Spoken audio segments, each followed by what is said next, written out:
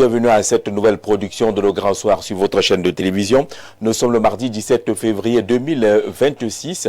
17 février, je vous rappelle qu'il y a de cela 7 jours, jour pour jour, le président de la République s'adressait à ses jeunes compatriotes dans le cadre du traditionnel message à la jeunesse, à la veille de la célébration de la fête consacrée justement à cette jeunesse-là.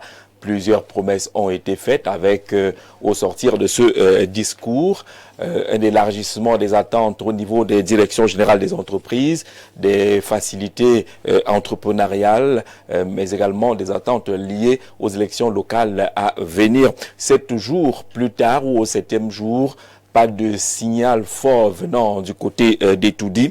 La jeunesse est toujours en attente et commence à s'interroger si absolument la priorité est d'avoir quelques postes de nomination ou alors il faut régler la question jeune d'une autre manière. Quelles pourraient être les autres manières que le chef de l'État pourrait actionner pour régler les questions jeunes au Cameroun? On en parle avec nos invités ce soir, mais comment ne pas évoquer justement cette disparition, celle du roi de la télé, Consti Eka, qui nous a quittés de façon brusque hier. Depuis Abidjan, on parle d'un malaise suivi de vomissements.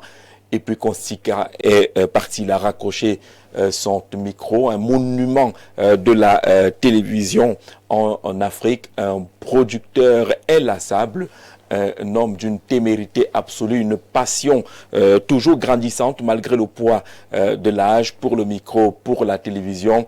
Il a toujours rêvé du beau et fait rêver de nombreux jeunes, nous qui avons travaillé à ses côtés à Canal 2 International il y a de cela quelques années.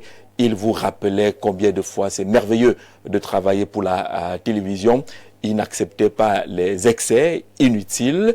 Il est même allé jusqu'à imposer des dress codes exigeant de l'administration de Canal 2 des cravates, des chemises et des vestes pour les présentateurs parce que le paraître était également important. Consti Eka pensait sans arrêt à l'amélioration de la télévision et il s'en est allé de cette manière tout aussi brusque et brutale. Nous allons dédier ce programme à Consti Eka. Et puis, comme on le dit au Cameroun, chaque jour un nouveau dossier. Le dossier avant le plat de résistance de ce programme, c'est le drame de Colbison, où une mère a donné la mort à ses 3 enfants avant de se donner la mort elle-même, selon les dernières informations. On parle d'accès de colère, de jalousie, d'une relation assez compliquée avec son conjoint, parle d'infidélité, d'humiliation. De ce côté-là, elle a choisi de se donner la mort et d'emporter avec elle ses enfants. On dirait un mot en mise en bouche de ce programme, le temps d'accueillir justement nos invités. Docteur Stéphane Zanga, bonsoir et bienvenue. Bonsoir Jean-Jacques Zé, bonsoir aux millions de téléspectateurs de votre magnifique chaîne. Merci pour l'invitation, c'est un honneur. Bonsoir à mes co-discutants que vous aurez le temps de présenter tout à l'heure et merci encore pour l'invitation. C'est un drame à nul autre pareil, ce qui s'est passé en Colbison. C'est une situation regrettable qu'une jeune fille prenne sur elle de sauter la vie et aussi supprimer celle de sa progéniture, à savoir ses 3 petits garçons, pour des raisons que suffisamment, oui, on ne peut expliquer, parce que arriver à un tel niveau de violence sur soi-même et aussi sur sa progéniture, je pense que c'est une situation dramatique. Les psychologues et les sociologues devraient en principe faire leur travail. On peut avoir des raisons, la vie n'est pas un long fleuve tranquille, on a tous des problèmes, mais il y a des façons de les régler. Je crois que se supprimer n'est pas la solution, à la limite c'est de la lâcheté. Merci d'être là, docteur, pour ce programme. Le président national de l'ANPC est avec nous, le président Aminou. Bonsoir et bienvenue. Bonsoir, M. Jean-Jacques. Quand vous dites que président national de l'ANPC, il faut continuer, il faut ajouter encore. Vous dites que fondateur. Président fondateur, voilà. A dit que votre fauteuil là, vous ne pouvez pas le céder un jour. Non, si c'est pour ça, moi j'ai déjà préparé des jeunes filles que je vais donner bientôt.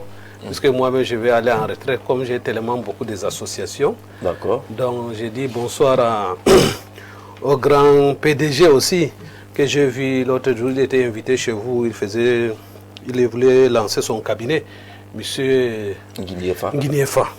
Parce que j'ai vu dans son programme, il avait parlé les trucs immobilière, les trucs de pétrole et les trucs de transformation, produits agricoles, donc beaucoup de choses que j'ai suivies. Vraiment, je suis très content. Je lui souhaite une bonne chance et courage.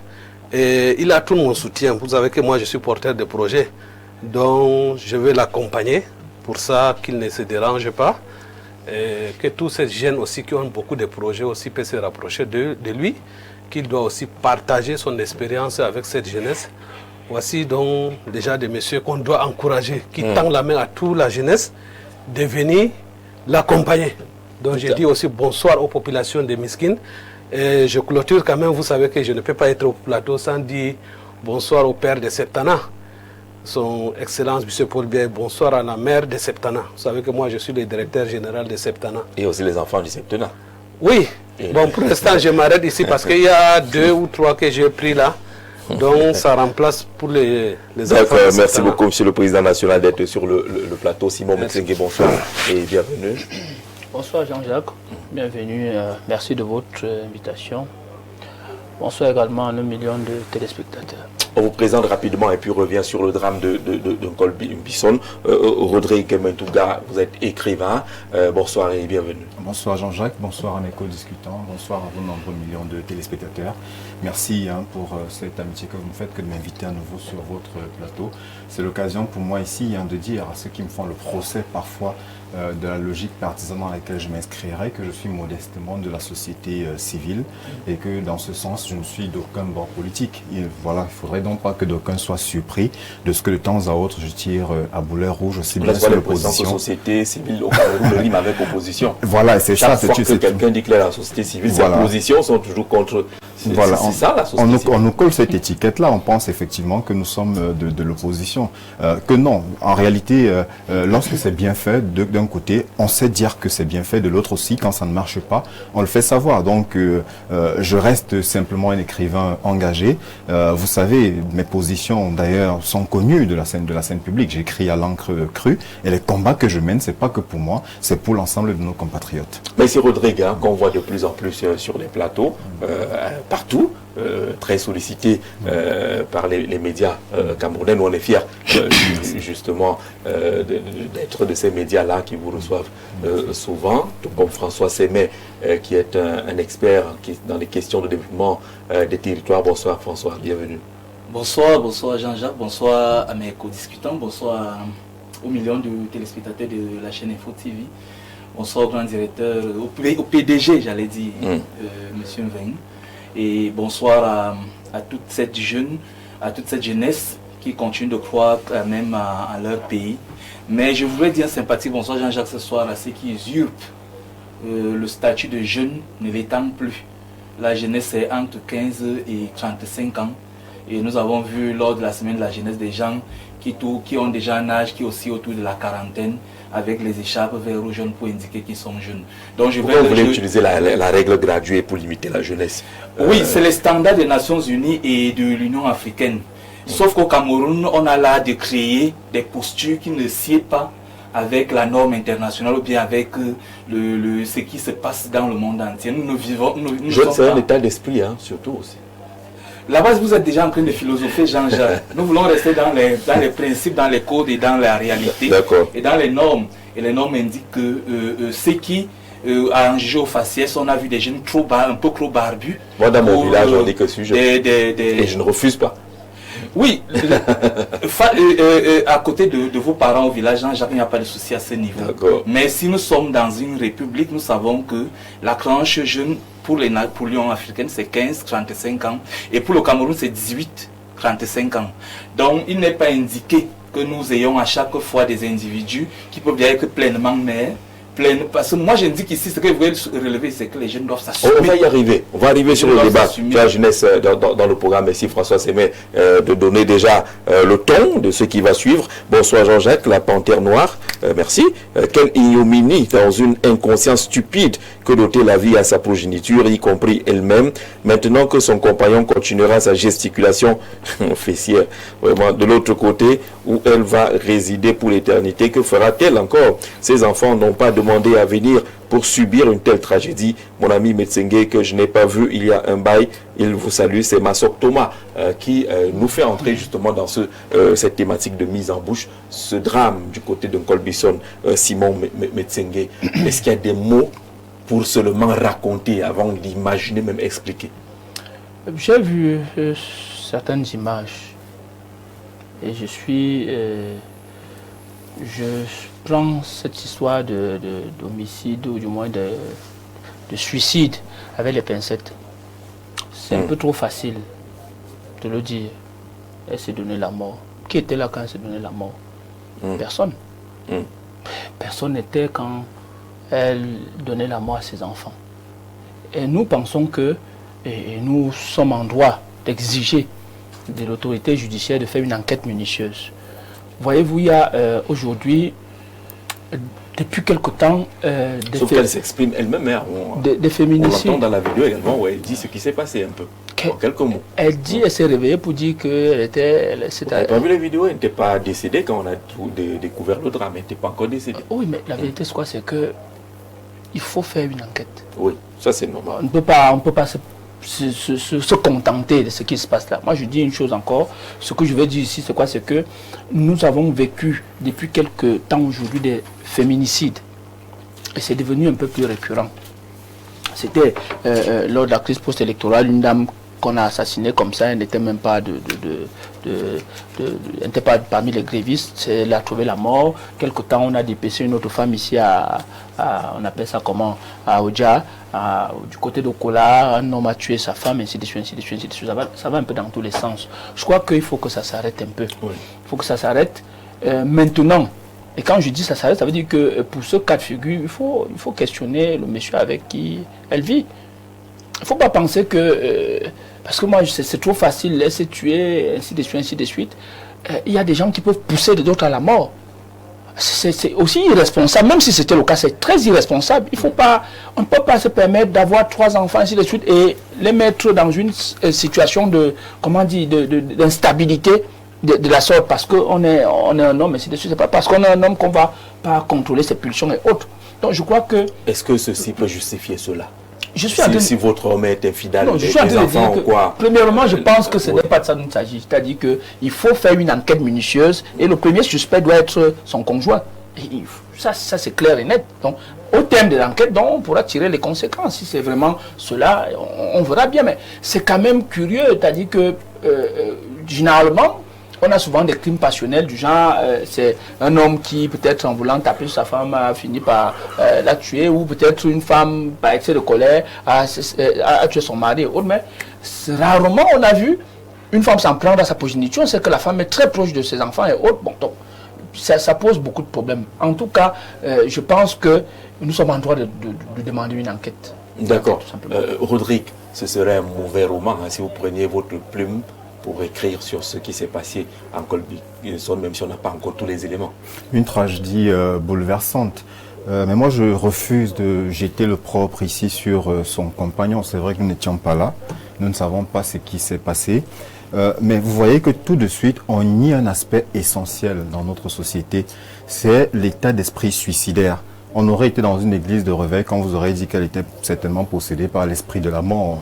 Voyez-vous, c'est qu'en Afrique, par moment, il y a des signes indicateurs dans nos familles qui montrent une certaine dépression. Seulement, personne ne prend les devants. On aurait peut-être pu sauver ces enfants en les séparant de leur mère qui, visiblement, tenait déjà des propos allant dans le sens de sauter la vie.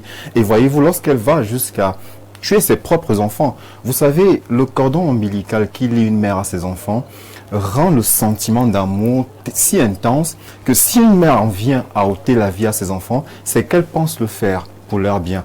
Voyez-vous, c'est une pauvre victime qui souffre de troubles, qui souffrait, puisqu'il faut désormais parler d'elle au passé, de troubles dépressifs, de troubles de personnalité.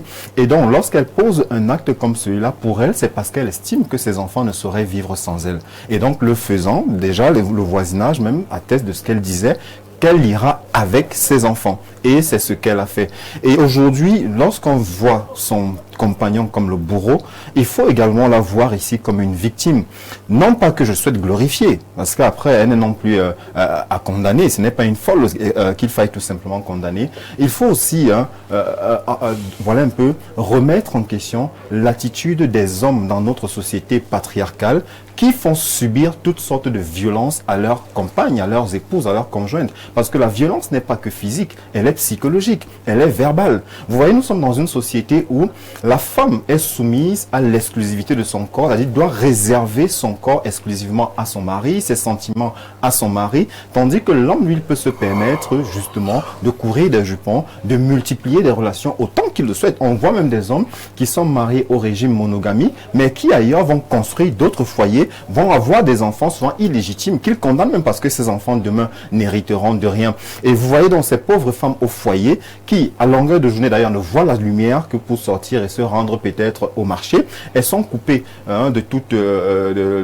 toute vie sociale parce que même les amis parfois, leurs époux ne souhaiteraient pas qu'elles en aient. Des contacts avec le voisinage parfois ne leur sont pas autorisés. Donc vous imaginez un peu dans quel état dépressif donc ces femmes peuvent se retrouver, mais seulement dans une Afrique où on a tendance à négliger la chose psychologique, on n'a pas la culture du psy. Voyez-vous, à un moment donné, des gens font même le burn-out parfois en entreprise. C'est-à-dire ils expriment parfois une certaine lassitude, mais ce qu'on trouve à leur dire, c'est que tout le monde a ses problèmes. Moi, je connais des personnes qui vous diront, hier à un moment donné, elles ont sombré dans la dépression, mais lorsqu'elles allaient poser leurs problèmes, on leur disait, écoutez, allez prendre une bière, nous tous nous avons des problèmes, si chacun devait ici étaler ses problèmes, nous ne nous en sortirions pas. Et vous avez aussi là un problème structurel, le manque de cellules d'écoute dans notre société. Nous avons pourtant deux ministères. Le manque de cellules d'écoute, mais la culture également. Oui, parce que nous avons deux ministères, le ministère de la promotion de la femme et de la famille, le ministère des Affaires sociales. Normalement, on devrait avoir de ce côté-là des cellules d'écoute pour des femmes qui, comme celle-ci, ont besoin parfois de s'épancher, de faire part de leur misère quotidienne. Parce que pour donc consulter un psy dans notre pays, Dieu seul sait combien ça coûte, la consultation d'un spécialiste. Donc il faudrait que nous sortions un peu de cet individualisme-là, de cet égoïsme exacerbé qui voudrait que nous laissions des personnes comme cette pauvre dame que nous perdons aujourd'hui avec ses enfants, sans filet de sécurité, sans oreille, qui puisse leur permettre peut-être de retrouver aussi cet espoir qu'on nous vante tant. Parce qu'au final, c'est le désespoir aujourd'hui qui nous plonge dans cette tragédie. François, c'est une véritable tragédie. Ce qu'on sait jusqu'à présent, les premiers éléments d'information parlent justement d'une femme un peu dépassée dans son couple, et puis elle a décidé de partir avec ses enfants pour qu'ils ne subissent pas les humiliations qu'elle a passé le temps à subir, mais de là à ôter la vie aussi facilement à sa progéniture, c'est compliqué, c'est beaucoup plus profond.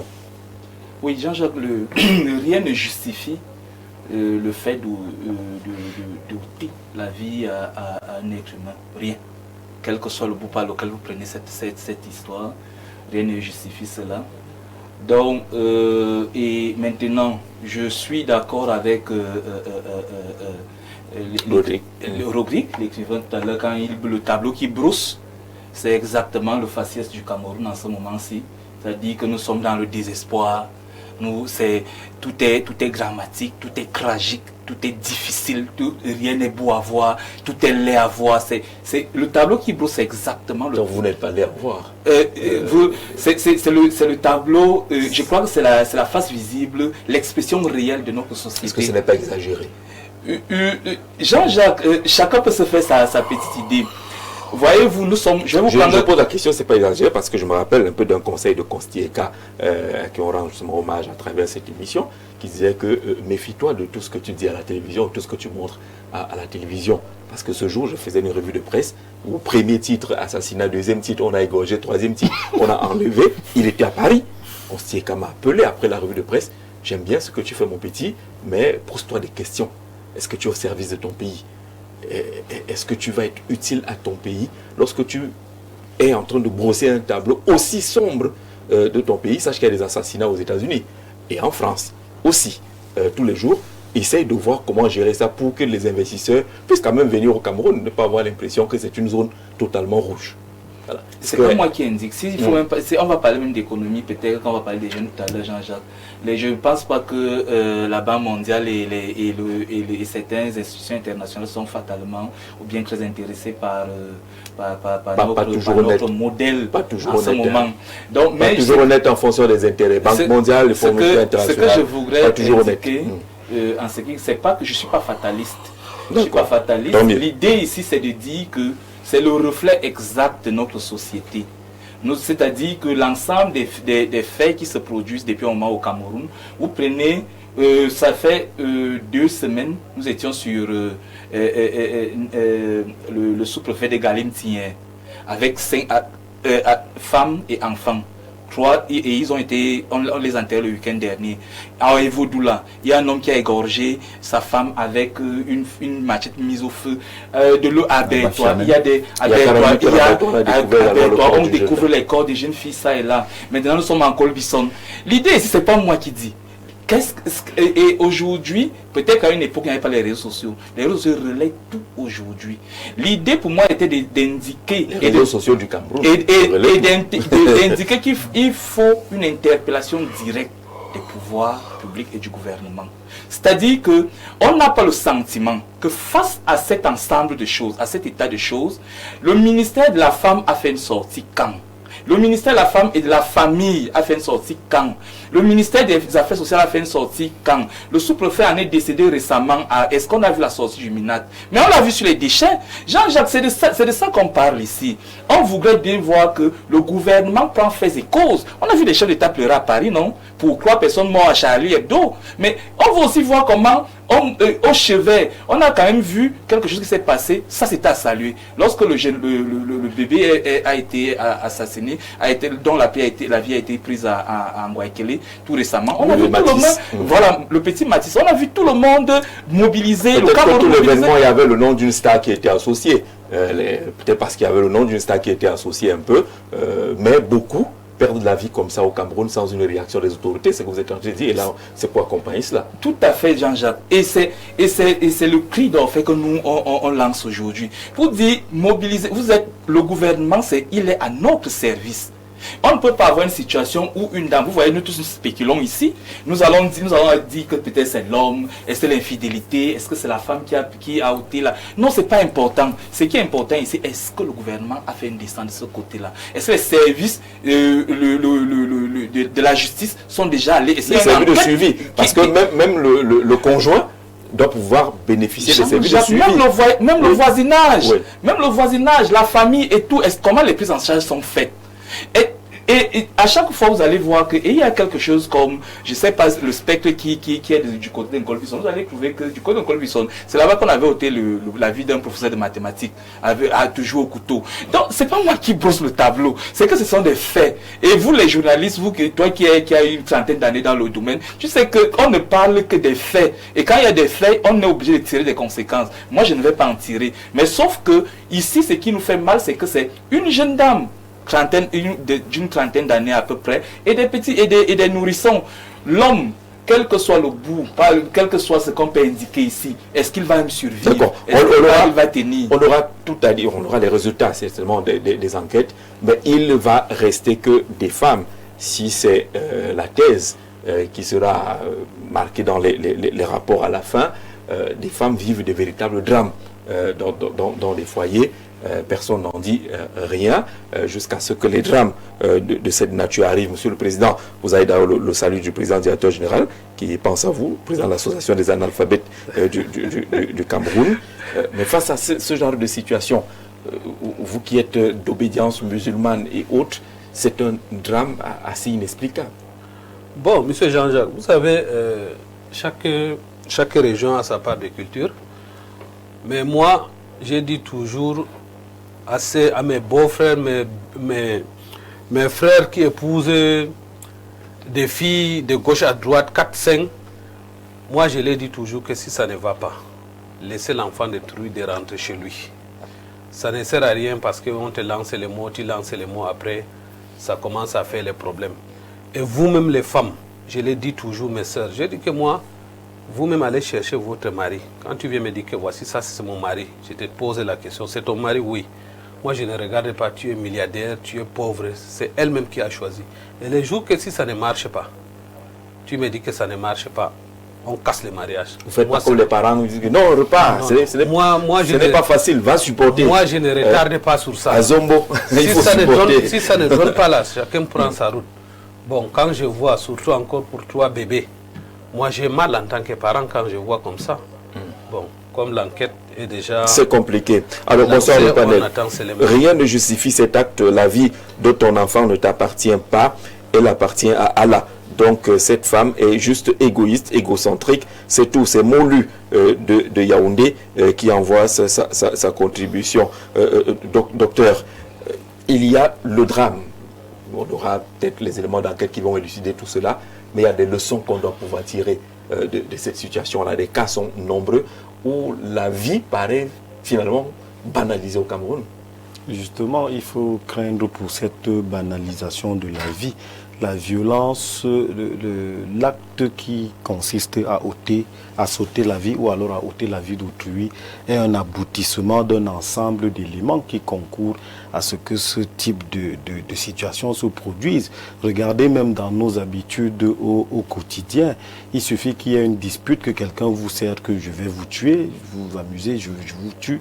Et au nom, l'action de préméditer, en fait, l'intention de préméditer le meurtre d'autrui devient quelque chose de vraiment de banal dans notre société. Je pense que les pouvoirs publics devraient se pencher sur cette situation. La vie est sacrée. La mère n'a pas créé les enfants, elle les a procréés. Et à partir du moment où ils sont déjà nés, ils sont des citoyens et leur vie n'appartient pas n'appartiennent pas à leur mère. Elle est juste un parent qui devient un guide, qui est chargé de donner l'éducation. Et aussi, Jean-Jacques, il faut remonter. Est-ce que les unions aujourd'hui se font véritablement sur la base de l'amour? Quand je regarde, la dame, elle est très jeune, elle n'a pas 40 ans. Ça signifie que si elle s'est mise en couple avec son conjoint, l'affaire ne dure pas depuis plus de 10 ans. Que le gars s'enlace et soit tourné vers l'extérieur. Chez nos parents, ils sont restés 40-50 ans ensemble. Ils ont eu 50 ans de vie commune. Certains ont même passé plus de 60 ans de vie. Il y a peut-être eu ces cas d'infidélité, ces légions dans notre environnement. Mais qu'un jeune soit complètement porté vers l'extérieur, ça signifie qu'il y avait donc déjà des signes visibles de ce qu'il n'est plus intéressé par sa copine. L'union s'est donc faite sur quelle base? Et c'est là que le ministère de la promotion de la femme et de la famille doit intervenir. Les unions doivent se faire sur la seule base de l'amour. Jean-Jacques, mais l'environnement dans lequel nous vivons est tel que c'est d'autres motivations qui poussent les gens à se marier. Elles sont quelquefois économiques, ces motivations. Aujourd'hui, c'est peut-être l'homme qui est tourné vers l'extérieur. Dans d'autres cas, c'est la femme qui va voir à l'extérieur parce que c'est certainement lassé de vous. Bon, l'argument de l'infidélité, il est trop facile. On doit aller rechercher les causes bien plus loin. Maintenant, est-ce que les conditions qui poussent au suicide sont réunies au quotidien? Un foyer n'est pas un long fleuve tranquille. Il y a des services sociaux quand votre époux, vous estimez qu'il ne consomme pas le mariage ou alors qu'il a failli à ses obligations rappelées par le maire. Il faut même déjà voir dans cette situation, est-ce une situation de concubinage? Est-ce qu'ils sont mariés légalement? Est-ce que véritablement ils sont de manière juridique liés sur le... Est-ce que son époux sait quelles sont ses responsabilités vis-à-vis de sa femme? Nous sommes bantous aujourd'hui. Voilà notre problème, Jean-Jacques. Je ne vais pas soutenir la dame ou alors condamner totalement le monsieur. Nous sommes bantous, nous sommes appelés à avoir quelquefois plus d'une épouse. On ne peut pas être tourné vers une seule femme, mais généralement, les textes font que certains peuvent être amenés contre leur volonté à choisir le régime monogamique. Ils estiment qu'une seule femme, ce n'est pas suffisant, mais la dame doit intégrer, ça doit être un dialogue. Il a des polygamies de fait et des monogamies de juré. Ça signifie que vous êtes monogame sur le plan juridique, mais de facto, vous êtes polygame, comme certains de nos ancêtres ou alors certains de nos patriarches dans nos villages. Que cela ne crée véritablement pas de problème. Tout est dans le dialogue. La femme, quand elle ne vous plaît plus, c'est normal qu'à un moment donné, Jean-Jacques, que votre femme vous dise « vous ne me plaisez plus ». C'est le Jean-Jacques de la jeunesse que j'ai aimé. C'est le Jean-Jacques qui occupait tel poste de responsabilité que j'ai aimé. Maintenant que ces privilèges sont partis, je suis plus avec vous. Pareil pour l'homme. Il suffit de reconnaître. Parce que le foyer ne doit pas être... vous ne devez pas être en couple malgré vous. Oui, justement, parce que lorsqu'elle parle on parle d'humiliation, de peur d'humiliation, parfois ça vient de votre famille. On commence à dire que le mariage t'a même dépassé, tu as échoué de ce côté, tu es revenu avec des enfants, et ainsi de suite. Il y a cette pression qui vient parfois de ta propre famille. On doit rejeter systématiquement cette pression parce qu'elle peut vous pousser justement à la fatalité, le regard des autres. Du tout. Vous êtes dans un partenariat. Quand ça ne marche plus, il y a une résiliation du contrat, vous vous retirez parce que les termes de départ ne sont plus respectés. Et vous pouvez refaire votre vie. Quand vous regardez la femme, elle est jeune, elle a moins de 40 ans, elle pouvait se remarier, elle pouvait avoir d'autres enfants. Elle pouvait même prendre ses enfants et aller les laisser chez ses parents, estimant que l'environnement dans lequel elle fonctionne est déjà devenu nocif pour l'éducation des enfants. Parce qu'un papa qui rentre à 2 h du matin ou qui sort le vendredi et ne revient que mardi, les enfants qui ont un certain âge le constatent. Ils voient comment leur mère est abandonnée à elle-même à la maison. Et aussi, les parents doivent veiller parce que permettre à des enfants de moins de 20 ans, j'ai assisté à certains mariages, à moins de 25 ans de se marier, est-ce qu'ils sont prêts pour le mariage? Il faut dans une sorte de veille. Les parents doivent appeler régulièrement pour demander comment ça se passe parce qu'ils ne sont pas encore totalement mûrs. Une autre maman plus expérimentée aurait surmonté la question de l'infidélité. Dans mon village, on dit même qu'on ne quitte pas son mari parce qu'il est infidèle. Ce n'est pas un problème. Mais si la maman n'a pas suffisamment éduqué sa fille dans ce sens, pour lui dire que ton mari est encore jeune, il déborde d'énergie, il peut être tenté d'aller voir ailleurs.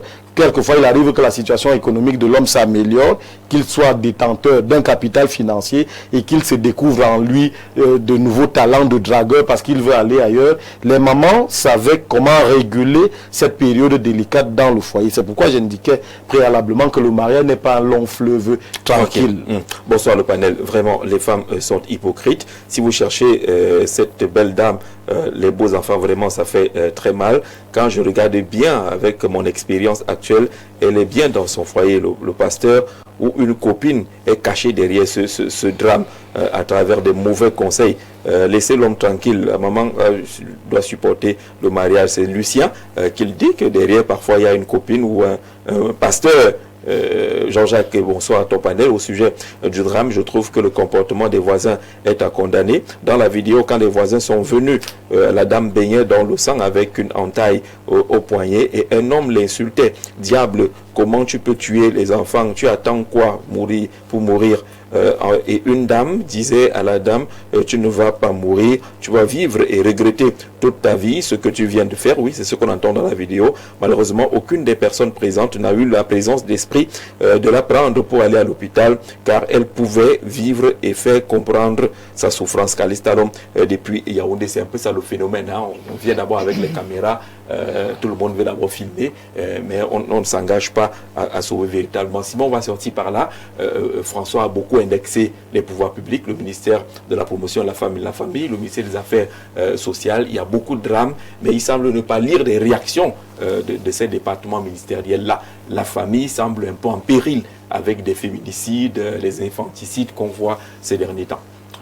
Non, mais vous savez, beaucoup d'entre nous sommes toujours prompts à condamner l'État et à dédouaner les principaux bourreaux. Vous avez choisi librement d'être avec une femme. Vous avez fait des enfants. À partir de cet instant, au-delà de l'amour, il y a un autre intérêt plus grand encore. C'est travailler pour ces enfants-là. Et donc, au lieu de conscientiser ceux-là qui s'engagent dans le mariage, on dit plutôt qu'il faut qu'un ministre descende, ainsi de suite. Même si le ministre descend maintenant, ces personnes seront enterrées. C'est la triste réalité. Le petit Mathis a été enterré. Et non, c'est ça le problème. Il reste et demeure qu'aujourd'hui, on a banalisé le crime. Oui.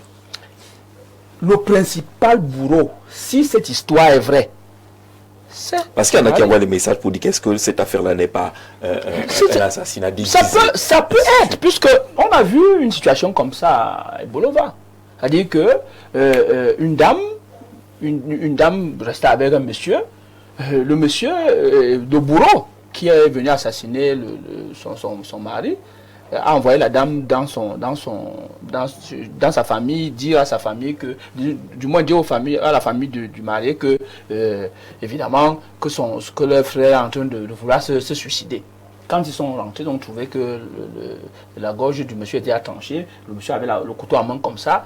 Tout le gars, comme d'habitude, tout le monde a dit qu'il s'était suicidé. Parce qu'il y avait une lettre qui était là. Par la suite, il y a eu quand même un commissaire de police qui, en revoyant les faits, s'est rendu compte qu'il est très difficile de se suicider avec un couteau à travers la gorge. C'est-à-dire que vous n'arriverez pas. C'est comme ça que la femme est passée aux aveux. Donc, on a des crimes rituels, on a un certain nombre de choses, ainsi de suite, ainsi de suite. C'est pour cela que moi, je suis un peu très distant par rapport à tout cela. Mais quoi qu'il en soit, quand vous avez des enfants, vous pouvez connaître des erreurs. Mais quand vous avez des enfants, vous avez le devoir absolu. Parce que l'homme a deux rôles fondamentaux. Protéger et partager. Ça veut dire qu'il partage tout ce qu'il a avec sa famille et il protège sa famille. Donc, ce n'est pas parce que vous êtes frappé d'infidélité que vous ne pouvez plus protéger votre famille. C'est ça dont il est question. Sinon, vous pouvez vous rendre compte que votre conjoint, votre épouse est en train, il y a un certain nombre d'éléments qui ne sied plus. Et vous êtes en droit, soit de vous poser, soit essayer de voir l'entourage, parce que l'entourage aussi peut vous dire un certain nombre de choses et vous prenez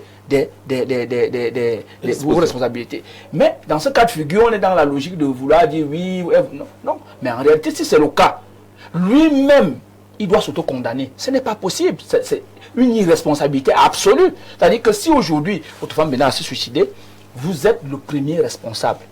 Même si la justice ne va pas vous condamner, mais la condamnation que vous devez avoir vis-à-vis sur le plan social, d'ailleurs même, je ne vois même pas une autre femme qui doit même d'abord rester avec vous parce que vous êtes un mobile de suicide. C'est ça dont il est question. Je crois que nous venons de perdre quelque chose de très grand parce qu'on perdait 3 enfants. Les enfants sont la pupille, le renouvellement d'une nation. Et donc ça ne doit pas être quelque chose de banal. Nous pouvons exhorter ici, effectivement, ce ministère de prendre à parce que ce problème devient grandissant. C'est-à-dire que les femmes sont devenues la cible de beaucoup de bourreaux aujourd'hui.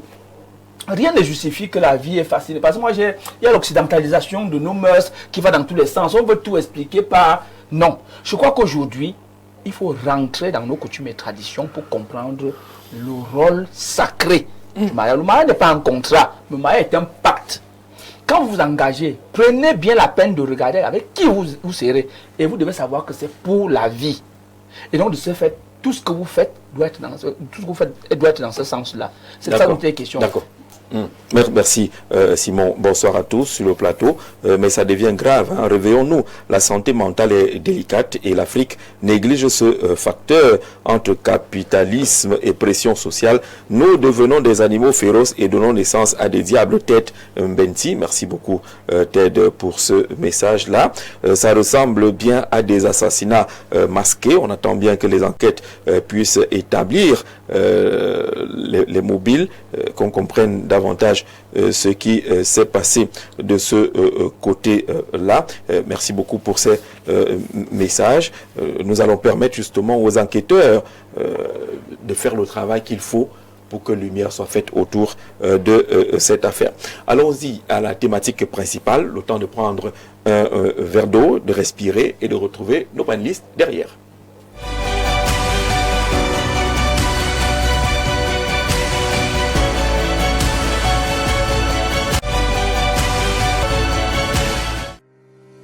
Terme d'un processus rigoureux de filtrage et d'analyse, ce qui vous permet d'étancher votre soif en toute sécurité.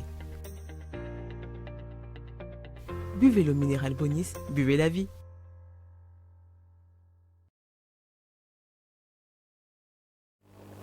Retour donc sur ce plateau. Rodrigue Mentouga, cela fait exactement 7 jours, une semaine, que le président de la République s'est adressé à ses jeunes compatriotes.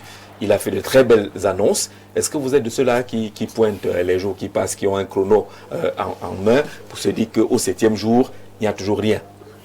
Écoutez, Monsieur Jean-Jacques, le chef de l'État a promis pour ce septennat de faire avec les jeunes et les femmes.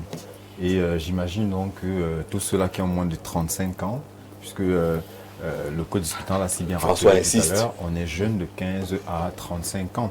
mais sachant que nous sommes dirigés par des personnes du 4e âge, à un moment donné, il faudrait savoir qui, à leurs yeux, voilà, est jeune.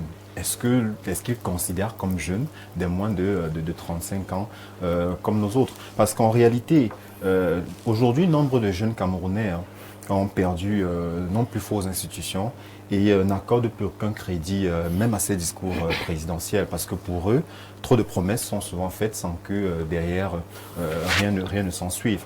Et donc, beaucoup restent sceptiques. Vous avez vu déjà avec l'élection des bureaux des conseils régionaux, sur 10 conseils régionaux, aucune femme. Voilà, n'occupe donc quelques conseils. À un moment donné, cela laisse dubitatif. Parce que lorsque le chef de l'État nous promet un rajeunissement de la classe politique, la question déjà est celle de la représentativité. Qui seront ces jeunes-là qui seront nommés? D'où viendront-ils? Je puis déjà vous dire qu'on devrait s'attendre à ce que le chef de l'État aille piocher certainement dans le JRDPC, au CNJC certainement. Mais lorsque vous allez plus très jeune à l'OJRDPC. Voilà, parce que justement, lorsque vous allez voir le président même de l'OJRDPC, est-il jeune?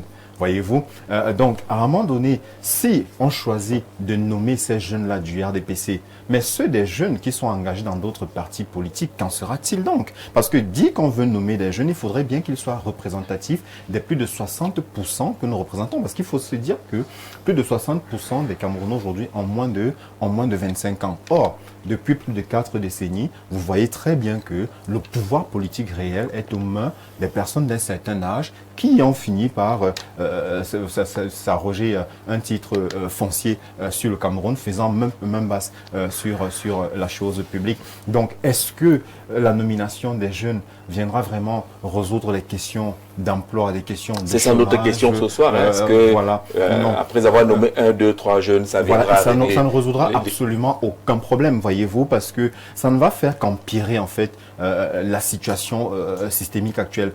La question est, est-ce qu'aujourd'hui, il s'agirait de nommer des jeunes ou alors il faudrait refondre nos institutions pour qu'elles répondent aux aspirations réelles de la jeunesse? Parce que si vous allez juste nommer des jeunes pour taire leur élan contestataire et donner l'impression que vous ouvrez un petit peu le jeu, en réalité, vous ne faites qu'empirer la situation. Parce que très souvent, au Cameroun, il y a un devoir de reconnaissance du fait de la cooptation. Pour peu que vous êtes nommé, vous devez allégeance à celui-là qui voilà, donc, vous met à votre poste. Et quelque part, vous vous retrouvez plongé dans un militantisme alimentaire qui voudrait que, sans jamais avoir pris quelques cartes de parti, vous vous retrouviez à chanter les louanges du grand Manitou. Vous avez des ministres aujourd'hui qui se disent créatures, voilà, donc de leur président. Donc au jour d'aujourd'hui, il faudrait que le chef de l'État aille puiser ailleurs.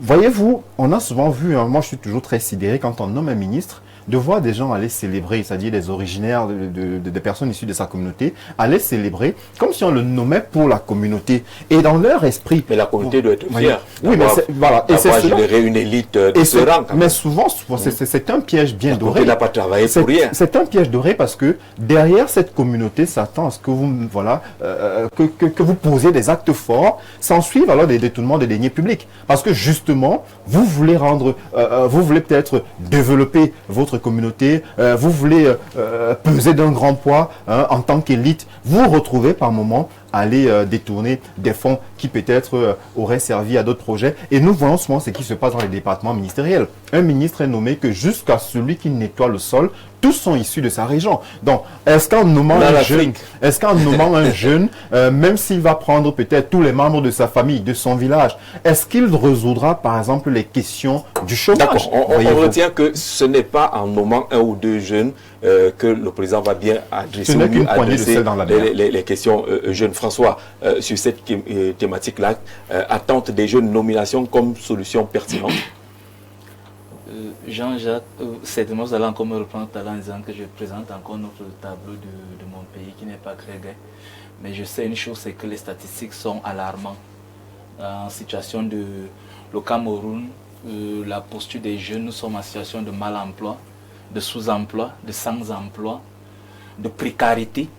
Et à un moment, vous voulez qu'on parle des jeunes et du discours du chef de l'État. Le mot de la vision, ou bien le mot d'or, ou bien son slogan lors lors de sa campagne, c'était grandeur et espérance. L'espérance étant divine. Moi, je ne crois pas au désespoir. Je ne crois pas au désespoir, donc je ne peux pas croire à ces discours. Donc vous avez espoir. Je suis réaliste. Et s'il faut s'appuyer sur des questions uniquement factuelles, vous allez voir que on parle d'une situation de 16 000 personnes actives, donc à même de travailler. Et nous sommes dans une posture où on peut aller là à 5,1% au niveau de la fonction publique, 8,2% au niveau du secteur privé. Et dans le secteur privé, on va encore vous indiquer que c'est 7% dans le secteur informel. Donc si vous venez de nous dire qu'on va nommer quelques jeunes à des postes de responsables, directeurs généraux, il a dit directeurs généraux, ministres et autres, je ne vois pas très bien comment cela est possible. Mais prenez d'abord. Parce que oui, il y a la logique du d'abord. Jean-Jacques, je vous parle là de 16 millions de Camerounais actifs en situation de pouvoir exercer un emploi normal. Ça veut dire que cela suppose que si vous prenez quelques 60 postes de directeurs généraux et une quarantaine de postes de ministres, si c'est un renouvellement ou un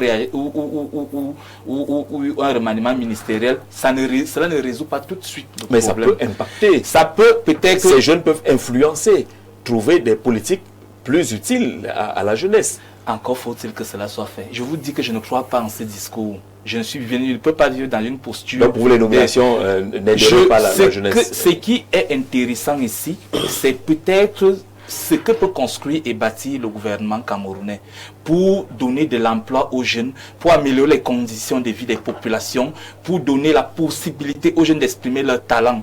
Quand nous avons un ministre qui vous indique, Jean-Jacques, qu'un pont vibre, est-ce que c'est du rôle des ministres de venir alarmer les populations? Alors que nous avons une école des travaux, nous avons une école polytechnique. Mais envoyer des experts là-bas, même si c'est de façon bénévole, mais parce que vous aimez les missions... Finalement, les ministres communiquent, ça ne vous arrange pas. Ils ne communiquent pas, ça ne vous arrange pas. Non, Jean-Jacques... Vous auriez souhaité que les gens aillent se retrouver sous le pont et dire au ministre pourquoi il n'a pas prévenu. Ce qui aurait été intéressant, c'est de... Parce que quand on a mis une infrastructure sur pied, cela a une durée. Et les experts calculent tout cela et vous indiquent et vous rappellent à chaque fois que à ce moment, si vous pouvez déjà corriger, ou bien il faut déjà refaire. Donc on ne peut pas. Le ministre n'est pas comme moi. Comme moi, je suis un citoyen lambda. Donc il n'est pas surpris par le fait qu'un pont puisse vibrer. Donc c'est pour vous dire que nous sommes dans une posture où ceux qui nous dirigent eux-mêmes sont surpris par les événements qui se produisent. Et peut-être, moi je ne suis pas de... Je vais commencer sur la thématique. Hein. Oui. Les nominations ne serviraient pas à grand-chose pour les jeunes, c'est ça? Les nominations ne viendront pas résoudre le problème de sous-emploi, de mal-emploi, de sans-emploi, de précarité de l'emploi. Première chose. Deuxième chose, c'est que ce qui peut être intéressant après le discours, puisque le président a quand même donné la possibilité, mais c'est de façon implicite, même aux jeunes de mieux se préparer. Parce que là, il y a les législatives et les municipales. La posture ici, c'est pour les responsables de partis politiques, par exemple, qui sont donc jeunes, de remobiliser, de motiver les leurs à ce qu'ils aillent postuler au poste de responsabilité au niveau des communes, au niveau du Parlement. On laisse le président avec son stylo de cavalier tranquille, que ça vous concerne. Je vais sortir par là, je vais chuter Jean-Jacques en indiquant que si vous voulez donc qu'on parle des jeunes, il faut encore définir la typologie des jeunes au Cameroun. Parce qu'il y a la jeunesse qui est celle du gouvernement ou du président. Parce que, voyez-vous, ces gens sont en place quand même depuis 43 ans. Cela suppose donc que leurs enfants et leurs petits-enfants, soit ils sont jeunes, soit ils sont déjà des adultes. Donc, quand on va vouloir, quel est le critère pour indiquer que quelqu'un est jeune au Cameroun? Si c'est l'âge, c'est biaisé. Donc, ici, nous on parle d'une jeunesse qui est en difficulté et qui a besoin de solutions et qui a besoin d'offres.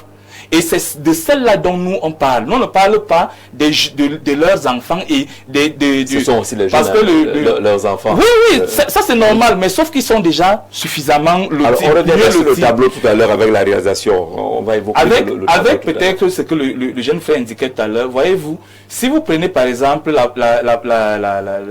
l'offre en ce moment-ci, nous sommes à combien de départements, nous avons combien de régions. Donc cela ne peut pas résoudre tout de suite. Il faut des vraies réformes. Des vraies réformes qui peuvent donc impulser une dynamique qui permet donc, parce qu'il y a par exemple des sociétés d'État. Mais les jeunes, s'ils arrivent assez nombreux, ils peuvent imposer des réformes. c'est pour ça que nous indiquons que c'est le Parlement, nous indiquons plutôt que c'est le Parlement qui peut être intéressant et les municipales. Ce que je voudrais, j'ai failli me perdre en analyse tout à l'heure, ce que je voudrais indiquer, Jean-Jacques Derret, c'est que les jeunes, parce que si vous voyez même les batailles qu'il y a entre les jeunes, je vais prendre un Kassem, un jeune qui se bat sur la scène politique. Voyez-vous, il est vilipendé, sali, insulté. Vous voulez parler de Cabral Libye chaque jour. Est-ce que vous avez vu un homme de 60 ans étiré sur Cabral Libye ou 70 ans? Vous allez voir que ce sont des jeunes. Donc il y a déjà que entre les jeunes même, on a pu créer des clivages qui font aujourd'hui que... Non, voyez-vous, si nous sommes dans un pays où il y a ce qu'on appelle mon bon petit, vulgairement, c'est-à-dire les bons jeunes, ces jeunes-là qui placent les tentes lors des cérémonies et ils vieillissent à l'OJRDPC, ils sont encore à l'OJRDPC à 17 ans. Non, nous ne sommes pas des jeunes qui pensent que le larbinisme est une vertu. Le larbinisme n'est pas une vertu. Au PCL, les jeunes ne placent pas les tentes. Le larbinisme, je ne vais pas reparler de... J'ai dit le larbinisme... Non, je comprends, le parti est dirigé par un jeune. Est-ce que là-bas, les jeunes ne placent pas les tentes, ils ne portent pas les chaises? Ce que j'indique ici, c'est que les jeunes doivent d'abord prendre conscience de leur situation réelle. D'accord. S'ils sont conscients de leur situation, ils vont résoudre les problèmes qui sont les leurs. Mais s'ils continuent de croire que c'est le président qui va se lever un matin pour venir résoudre, ou bien pour venir, par un bâton magique, venir créer une situation qui sera plus confortable pour eux, c'est une erreur monumentale. Nous sommes j'en connais beaucoup de jeunes qui ont créé les entreprises avant l'élection de 2018. Aujourd'hui, ils ont quel âge? Tous ne sont plus jeunes. Donc, c'est pour vous dire que même l'entrepreneuriat... C'est pas statique. Là c'est pour vous dire que même l'entrepreneuriat, s'il n'y a pas de mesures d'accompagnement, des programmes qui financent l'action des jeunes, des programmes qui permettent aux jeunes de mieux se lotir, de rendre dynamique l'économie au niveau local, au niveau de la base, il y a un problème. Le tout n'est pas les annonces du genre, c'est une diversion. D'accord, merci. Le discours du président pour François est une diversion. Promettre des postes de ministre, des DG aux jeunes, François est convaincu que c'est juste la diversion. Justement, la thématique que vous posez aujourd'hui, c'est vous voulez savoir si justement la redistribution de ces strapontins à une catégorie sociale, à savoir la jeunesse, est une solution pertinente. Elle est déjà une solution, vous voulez savoir si elle est pertinente. Oui. La jeunesse ici n'étant pas un bloc homogène, il y a des clivages en interne, comme il disait. Il y a des jeunes qui ne sont pas là à l'école. Nous avons le président des analphabètes. Il y a des jeunes analphabètes aussi qui sont des Camerounais et qui attendent aussi du président de la République l'amélioration de leurs conditions de vie et de leur situation. On ne va donc pas les exclure parce que ceux qui n'ont pas de profil pouvant leur permettre d'aspirer à un poste de nomination, si nous restons sur la nomination comme résolution pertinente des problèmes de la jeunesse, ils sont exclus. Et c'est cette jeunesse-là qui peut repartir dans la rue et dire non, nous ne sommes pas des Camerounais à part, nous sommes des Camerounais à part entière. Je pense que le problème de la jeunesse est global. Le Cameroun a un souci et c'est pour ça que on va pas très rapidement sortir de l'auberge parce que l'État continue à être considéré comme une ressource. Parce que le président de la République qui parle est certes le chef de l'État, mais c'est le leader d'un parti politique qui vient d'être réélu, qui s'exprime. Et qui s'exprime, qui parle d'abord à la jeunesse de sa formation politique. Parce qu'on ne viendra pas prendre un jeune du PCRN pour venir implémenter la politique pour le libéralisme communautaire. Je voudrais que ceux même qui attendent des postes de nomination et qui sont de l'opposition, qui voudraient intégrer le système, sachent qu'ils vont utiliser le livre jaune pour implémenter la politique définie par le président de la République, qui est certes chef de l'État parce qu'il y a un dédoublement fonctionnel. Il est président de la République, chef de l'État, mais il est aussi le chef d'une formation politique et il a été élu sur la base d'un programme qu'il entend implémenter sur le mandat. Je pense que la nomination, parce que ici, il faut comprendre la nomination du président de la République, elle ne sera pas perçue comme la reconnaissance des capacités personnelles ou d'un talent individuel. Je veux même dire des compétences individuelles pour aller résoudre un problème à une position. Parce que nous avons besoin de l'amélioration des conditions de vie de l'ensemble des Camerounais. Ce serait de la jeunesse, juste pour un tableau. Mais ici, c'est ces jeunes qui auront la chance et la grâce, peut-être le bonheur d'être nommés par le président de la République. seront choisis, seront peut-être cooptés, seront choisis certains sur la base d'une allégeance partisane, peut-être même d'une allégeance, comme disait un copanéliste, alimentaire, hein, peut-être pas idéologique, parce qu'on cherche des personnes qu'on peut contrôler. Et est-ce que ce n'est même pas le système, comme le redoutait Semer? Est-ce que c'est pas le système qui va se reproduire? Est-ce qu'on ne va pas tomber sur la reproduction sociale de l'élite, à savoir qu'il y a un répertoire de jeunes? Voyez-vous, parce que les jeunes ne doivent pas se leurrer, Jean-Jacques. Des jeunes se sont levés et ont payé la caution du président de la République pour qu'il se présente à l'élection présidentielle. Ils ont donc créé ce qu'on appelle une sorte de redevabilité. Le président est redevable à une jeunesse. Il a déjà une banque de données. Il y a une banque de données. Certains jeunes ont pris sur eux de stabiliser, entre guillemets, la crise post-électorale sur le plan des réseaux sociaux, parce que le pays était attaqué, disant que certains jeunes Camerounais aussi... Attaqué comment? Bon, en fait, c'est comme ça qu'ils ont monté. Il y a aussi les alliés aussi. Ils ont monté leur réforme. Maintenant, le soutien politique, qui attendent. Le président s'adresse donc à quelle jeunesse? À cette jeunesse-là, vis-à-vis de laquelle il est redevable, ou alors à l'ensemble de la jeunesse camerounaise? Il faut bien que le président, il faut bien identifier la jeunesse ici qui est la cible du président de la République. Qu'importe la jeunesse, la catégorie qui sera donc sélectionnée, parce que là, on rentre dans le pouvoir discrétionnaire du président, parce que vous savez que l'action de nommer est l'un des attributs les plus puissants du pouvoir exécutif dont est détenteur le président de la République. Donc Jean-Jacques, nommer des jeunes, oui, parce que cette jeunesse-là, il faut la redouter, parce que si elle se sent exclue du système, elle peut encore, parce que vous connaissez la capacité de mobilisation de la jeunesse. Donc le système joue entre guillemets sa survie, parce que le président de la République ne fait pas ses promesses de gaieté de cœur. Nous avons eu un après 12 octobre qui n'a pas été reluisant. Je pense même que le pays était au bord du chaos. Et ce n'est pas les gérontocrates qui cassaient à Douala qui marchaient, pas pour encourager ça, mais c'était un message. Il faut donc rassurer cette jeunesse. Est-ce que ce sont des postes de responsabilité? Des nominations même de jeunes impopulaires à des postes de responsabilité pourraient même encore créer la crise et le chaos. Et les jeunes populaires, qui sont peut-être populaires parce qu'ils sont en train de revendiquer, on les voit s'agiter sur les réseaux sociaux. Maintenant aussi, il y a des jeunes qui ne cachent pas leur volonté à vouloir entrer dans le gouvernement, pas parce qu'ils ont quelque chose à proposer, mais parce qu'ils disent qu'ils ont fait quelque chose. Il faut aussi dire non à cette jeunesse opportuniste. Il faut aussi dire, il faut neutraliser ces opportunistes.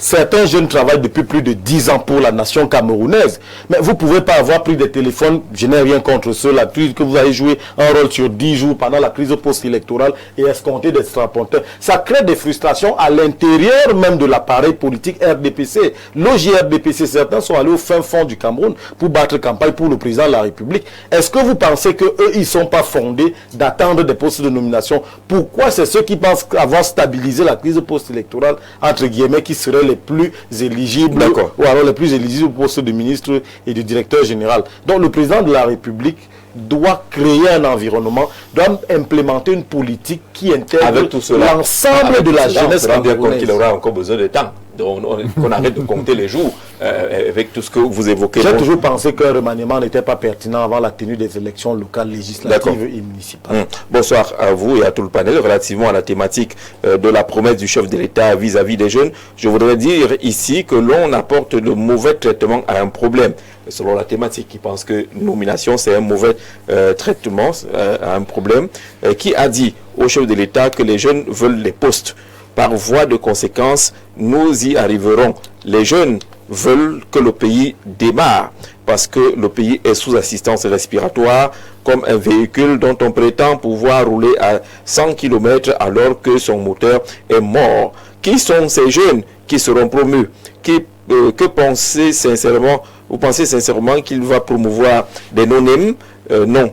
Il va promouvoir ceux d'en haut. Les jeunes veulent la relance économique, des facilités de crédit bancaire, la réforme du foncier. Porter une veste n'est pas l'essor. Merci beaucoup pour cette réflexion-là. Ça s'agite autour de cette attente, de ces différentes attentes-là.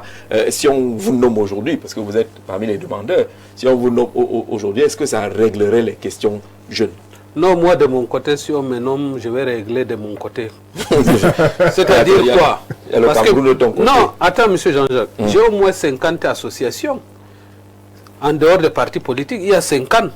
Je sais qui est capable d'accompagner les autres. Moi, je ne suis pas les gens qui on te nomme, tu fermes les portes ou bien peut-être quelqu'un arrive, tu tires ta bouche là. Moi, ça me ressemble. Je suis un homme de terrain.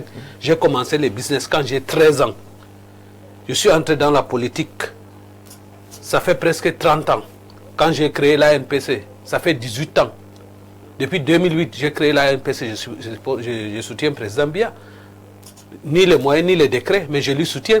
Vous pensez que si aujourd'hui, il dit que dans l'extrême nord, il va chercher un jeune pour récompenser, l'ANPC fait partie. Mais si c'est à moi, mais si c'est à moi personnellement, il me demande dans la logique de la récompense. Si c'est à moi personnellement, président, et non de venir avec quelque chose qui puisse changer les conditions des jeunes. C'est ça que je suis en train d'arriver. Mais si c'est le président demande mon avis personnellement, je vais lui dire non, monsieur le président. Ça fait 40 ans ou 45 ans, Extrême Nord n'a jamais eu une femme comme ministre ou bien DG. Hein? Donne à tel. Moi, je suis un businessman.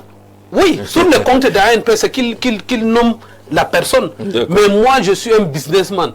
Moi, mon problème, pour ces nominations, comme ici, me demande, je lui dis que donne-moi 100 tracteurs. J'ai besoin de tracteurs. J'ai besoin de relever l'économie. Plutôt les tracteurs. Oui, parce que pour moi, c'est relever l'économie.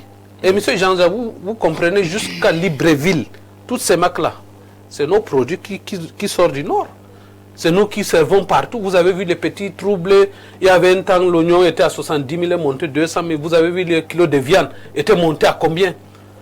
Tout ça là. Alors que ces jeunesses qui sont dans les zones rurales, qui n'ont même pas de quoi manger, qui ont fini, les parents ont investi, tout le monde croise ici. Maintenant, le président dit que bon, ok, je donne poste ministériel. Même si le président dit que je donne 100, on va donner à qui et laisser qui. Alors que si on les met dans les affaires, on n'a pas de problème. Le président reste tranquille, il dort. D'accord. Donc, pour moi, de mon côté, je ne sais pas, il y a d'autres qui attendent aussi les postes de nomination. Parce que si vous parlez là, il va dire que non, je suis allé à l'université, voilà comment on fait, ça va dire que je suis docteur. Pourquoi pas que moi aussi on me donne poste ministériel, même ministre de l'Agriculture ou ministre de l'Économie, on peut lui donner aussi, il mérite. Donc pour mais moi, ça ne va pas régler les problèmes. Il faut mieux proposer. Non, pour régler les problèmes, Jean-Jacques, il faut seulement que le président ouvre l'opportunité pour les hommes d'affaires. C'est l'économie qui peut relever les postes de nomination là. Le président, même s'il nomme, il n'a pas réglé les problèmes. Il aura toujours des problèmes. C'est pour cela que vous avez vu les 50 milliards qu'on dit là. J'ai dit que je suis contre. Le président cherche une entreprise qu'il met là-bas. Les 50 milliards là qu'on vient nous donner, les matériels agricoles ou bien ceux qui font dans l'élevage. Si maintenant, Jean-Jacques, je connais des jeunes là qui te montent le projet des carpes rouges. Par jour, tu ne manques pas 10 millions à Yaoundé. Hein? Et quand tu vas aller rester là, on va venir te donner combien? Sauf si tu vas arnaquer ou bien escroquer. Tu es jeune administrateur civil, tu veux être chef de terre. Tu vas prendre combien? Tu vas arracher le terrain des gens. Tu vas bagarrer par ici. Quelqu'un va venir te dire le Congo, ça, ici, là, chef de terre, on peut avoir l'argent. Vous commencez à ouvrir. Mettez les jeunes dans les affaires. D'accord. Vous avez vu aujourd'hui la fierté, l'ancien président nigérien, là, Obasanjo. Il se balade avec Dangote, c'est lui qui les a fabriqués. Partout aujourd'hui, là où il part, c'est ouvert. Donc pour nous, là, ce n'est pas les gens d'hypocrisie. Si moi je suis dans les affaires, le président me ouvre, même chaque semaine, je vais aller lui trouver au village. On reste là, on cause. Puisque c'est la première personne qui a apporté haricots verts au Cameroun, c'est le président Biya. Il est producteur, il fait dans le beaucoup, il conseille toujours aller dans l'agriculture, aller dans l'agriculture. Mais aujourd'hui, pour ces nominations, oui, c'est bien beau, c'est lui qui aime. Mais avant qu'il parte quand même, il faut qu'il essaye de trouver la solution. Et ceux qui voulaient faire l'administration là, ils partent. Nous les analphabètes qui veulent faire dans le business là, qu'on nous laisse aussi faire notre business, on paye nos impôts. Parce que si les impôts ne tournent pas, on ne peut pas passer tout le temps à aller prêter l'argent. Alors qu'on crée les zones industrielles.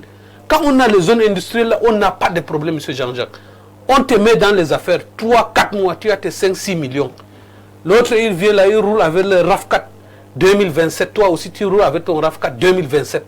Donc, mettez les jeunes aux affaires. Et les jeunes là aussi, ne regardez pas, ne sortez pas aux gros yeux là. Parce que quand vous regardez, l'autre a une duplex.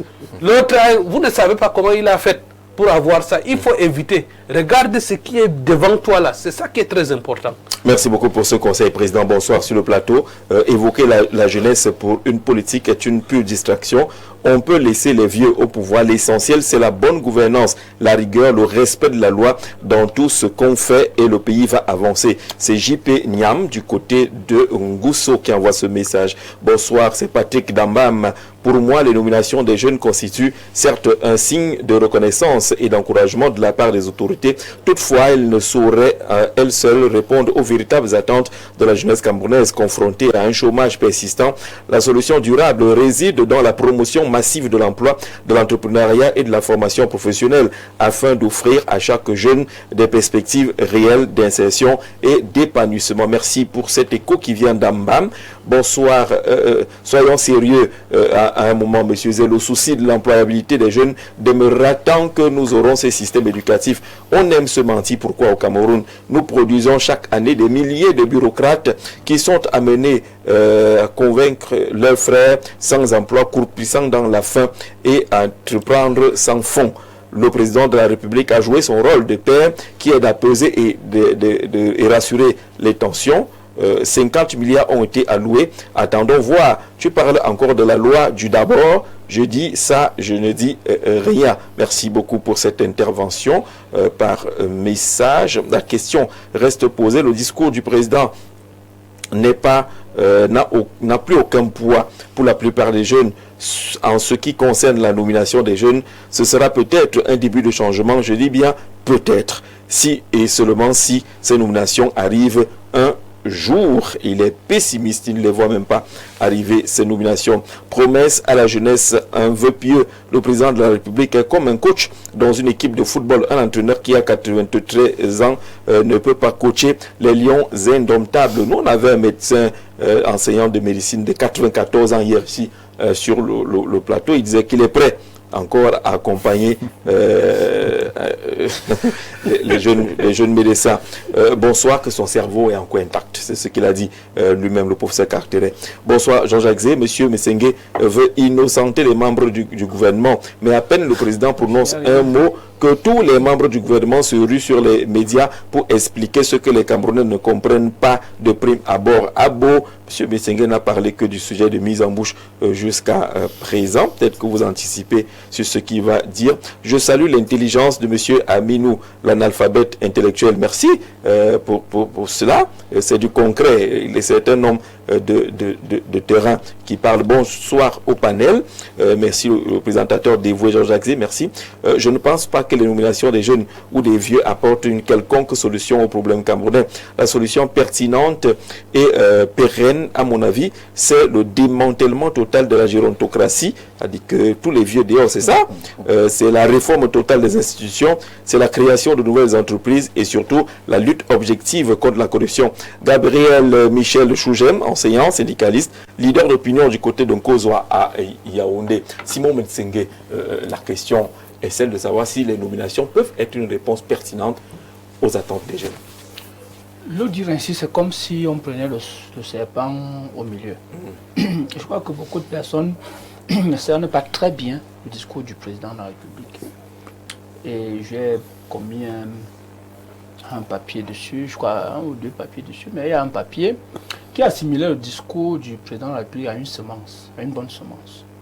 C'est un évangile de, je crois, de Saint Matthieu.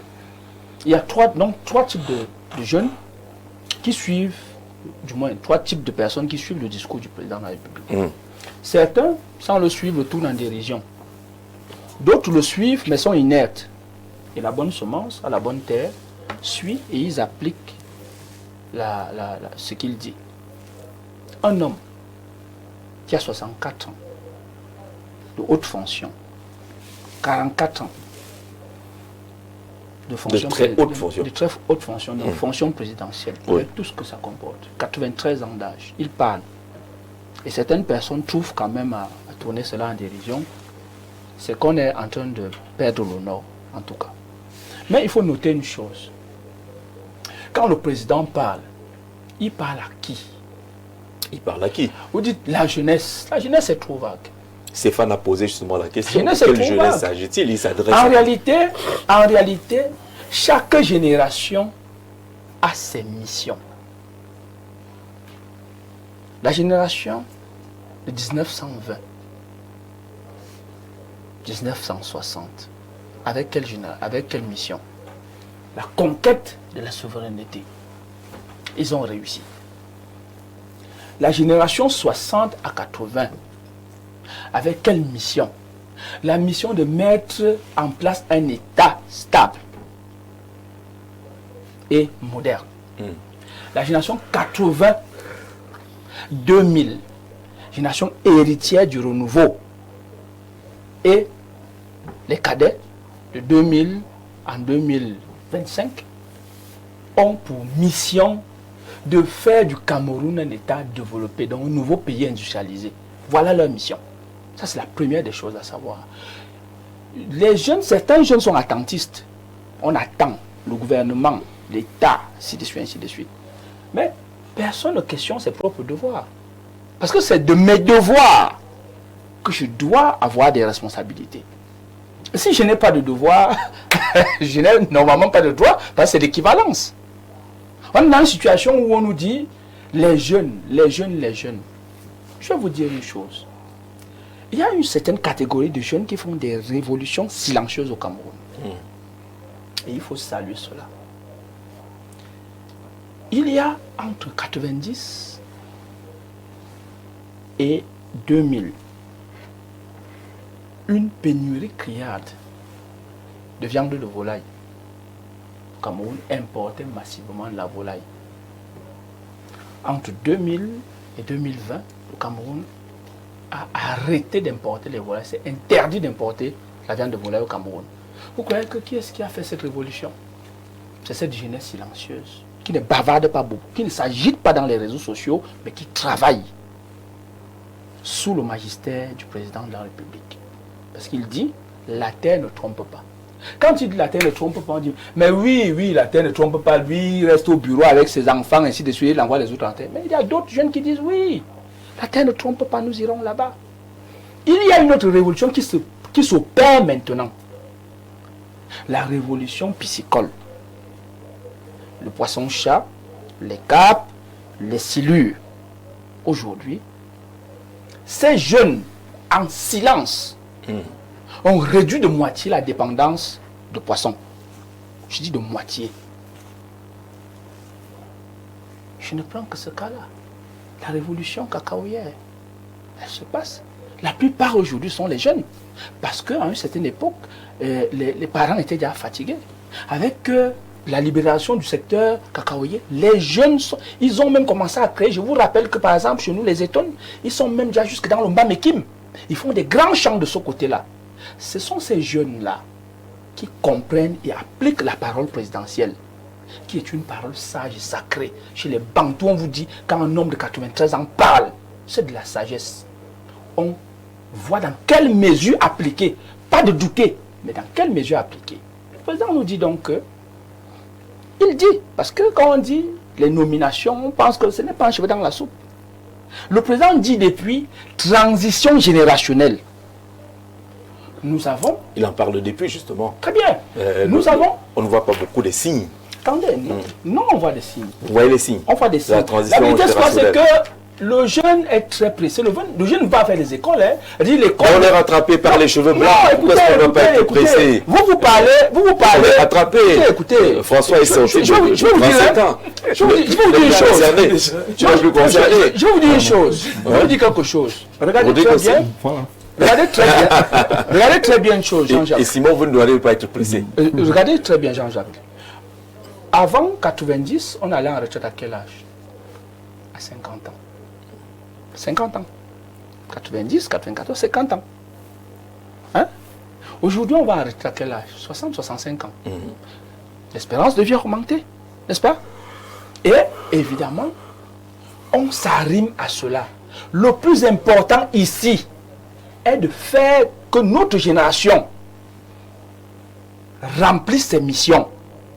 Et donc le président, qui est de la génération précédente, dit amorçons la transition générationnelle. Amorçons la transition générationnelle. Donc, le passage de témoins. Comment ça se passe? Premièrement, l'entrepreneuriat. Parce que le système qui dirige le Cameroun, c'est le système néolibéral. Le système libéralisme, c'est le néolibéralisme, c'est-à-dire qui priorise l'entrepreneuriat privé, qui fait d'État régulateur et qui met un accent sur le social. Donc, il dit, nous allons donc faire un savant dosage. Il n'est pas question d'un schisme générationnel.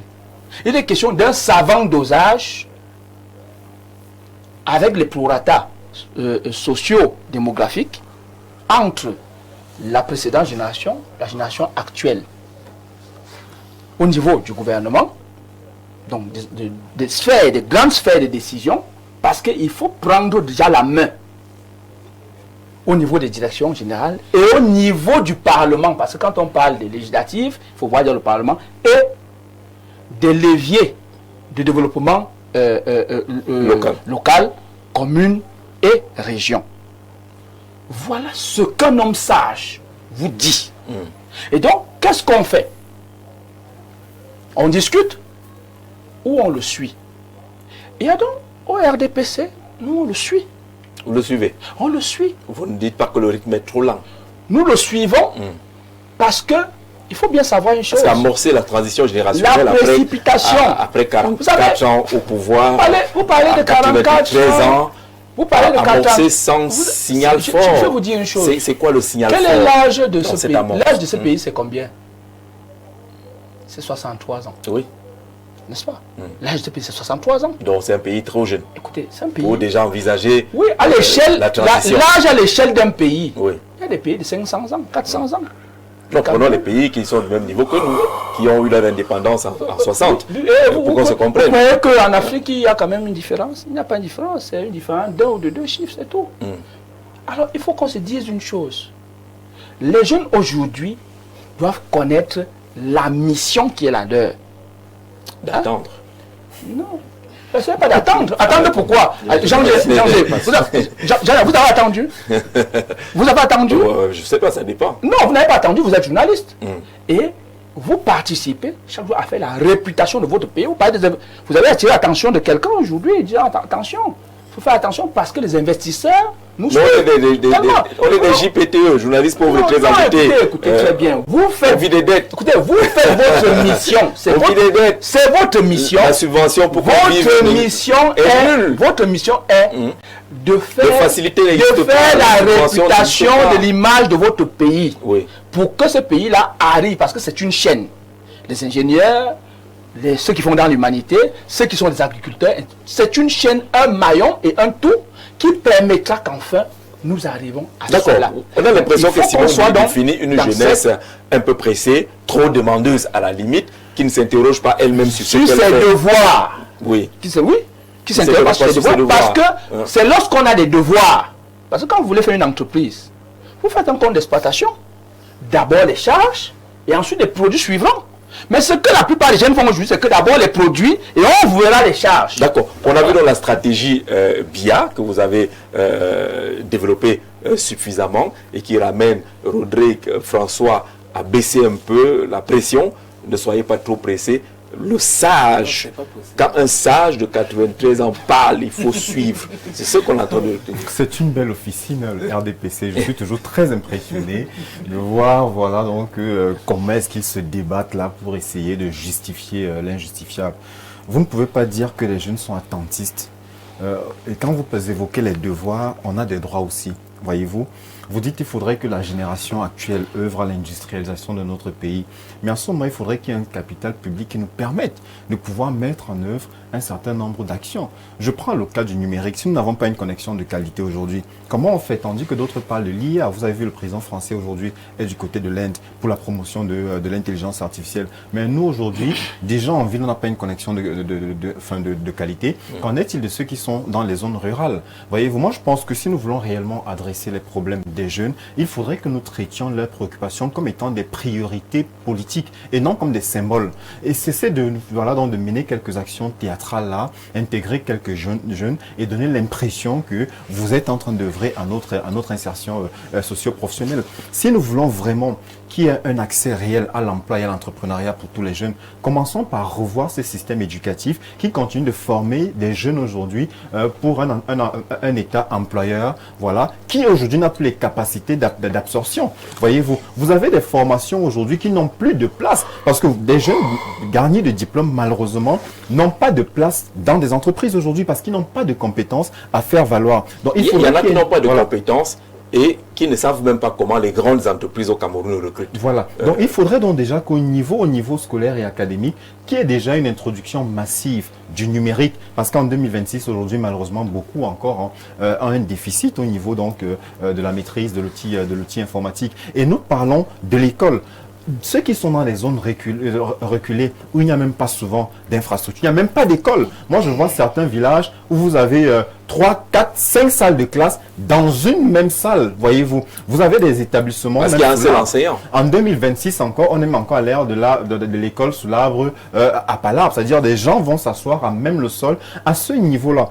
Monsieur, les amis de monsieur, du RDPC, vous pouvez choisir de vous éterniser aux affaires. De toutes les manières, vous avez encore un mandat de 7 ans, vous avez été élu. Tout ce que nous vous demandons, c'est restez ici si vous souhaitez, mais donnez-nous les moyens, nous aussi, de nous mouvoir. Et si nous voulons que les jeunes aujourd'hui soient assez compétitifs, déjà, ouvrons même l'accès à certaines écoles privées, prisées de l'État qui malheureusement... J'aimerais vous suivre sur ce chemin en demandant qu'il faut qu'on soit pratique. Sinon, on va commencer à dire le RDPC a échoué, il n'a pas échoué, mais de façon pratique. Si les nominations ne sont pas un signe fort, qu'est-ce qu'on fait? Où devons-nous orienter nos politiques? Nous allons, puisque je suis en train de vous parler de l'insertion, de l'accès à l'emploi et à l'entrepreneuriat. Et je vous dis, pour que des jeunes puissent être compétitifs à la fois pour le marché de l'emploi et pour celui de l'entrepreneuriat, il faudrait qu'ils aient une formation de qualité, une formation de pointe. Ça, c'est le premier élément. Et puisque nous ne pouvons pas tous accéder au poste ministériel, il faudrait qu'on implémente réellement cette décentralisation qui, depuis 1996,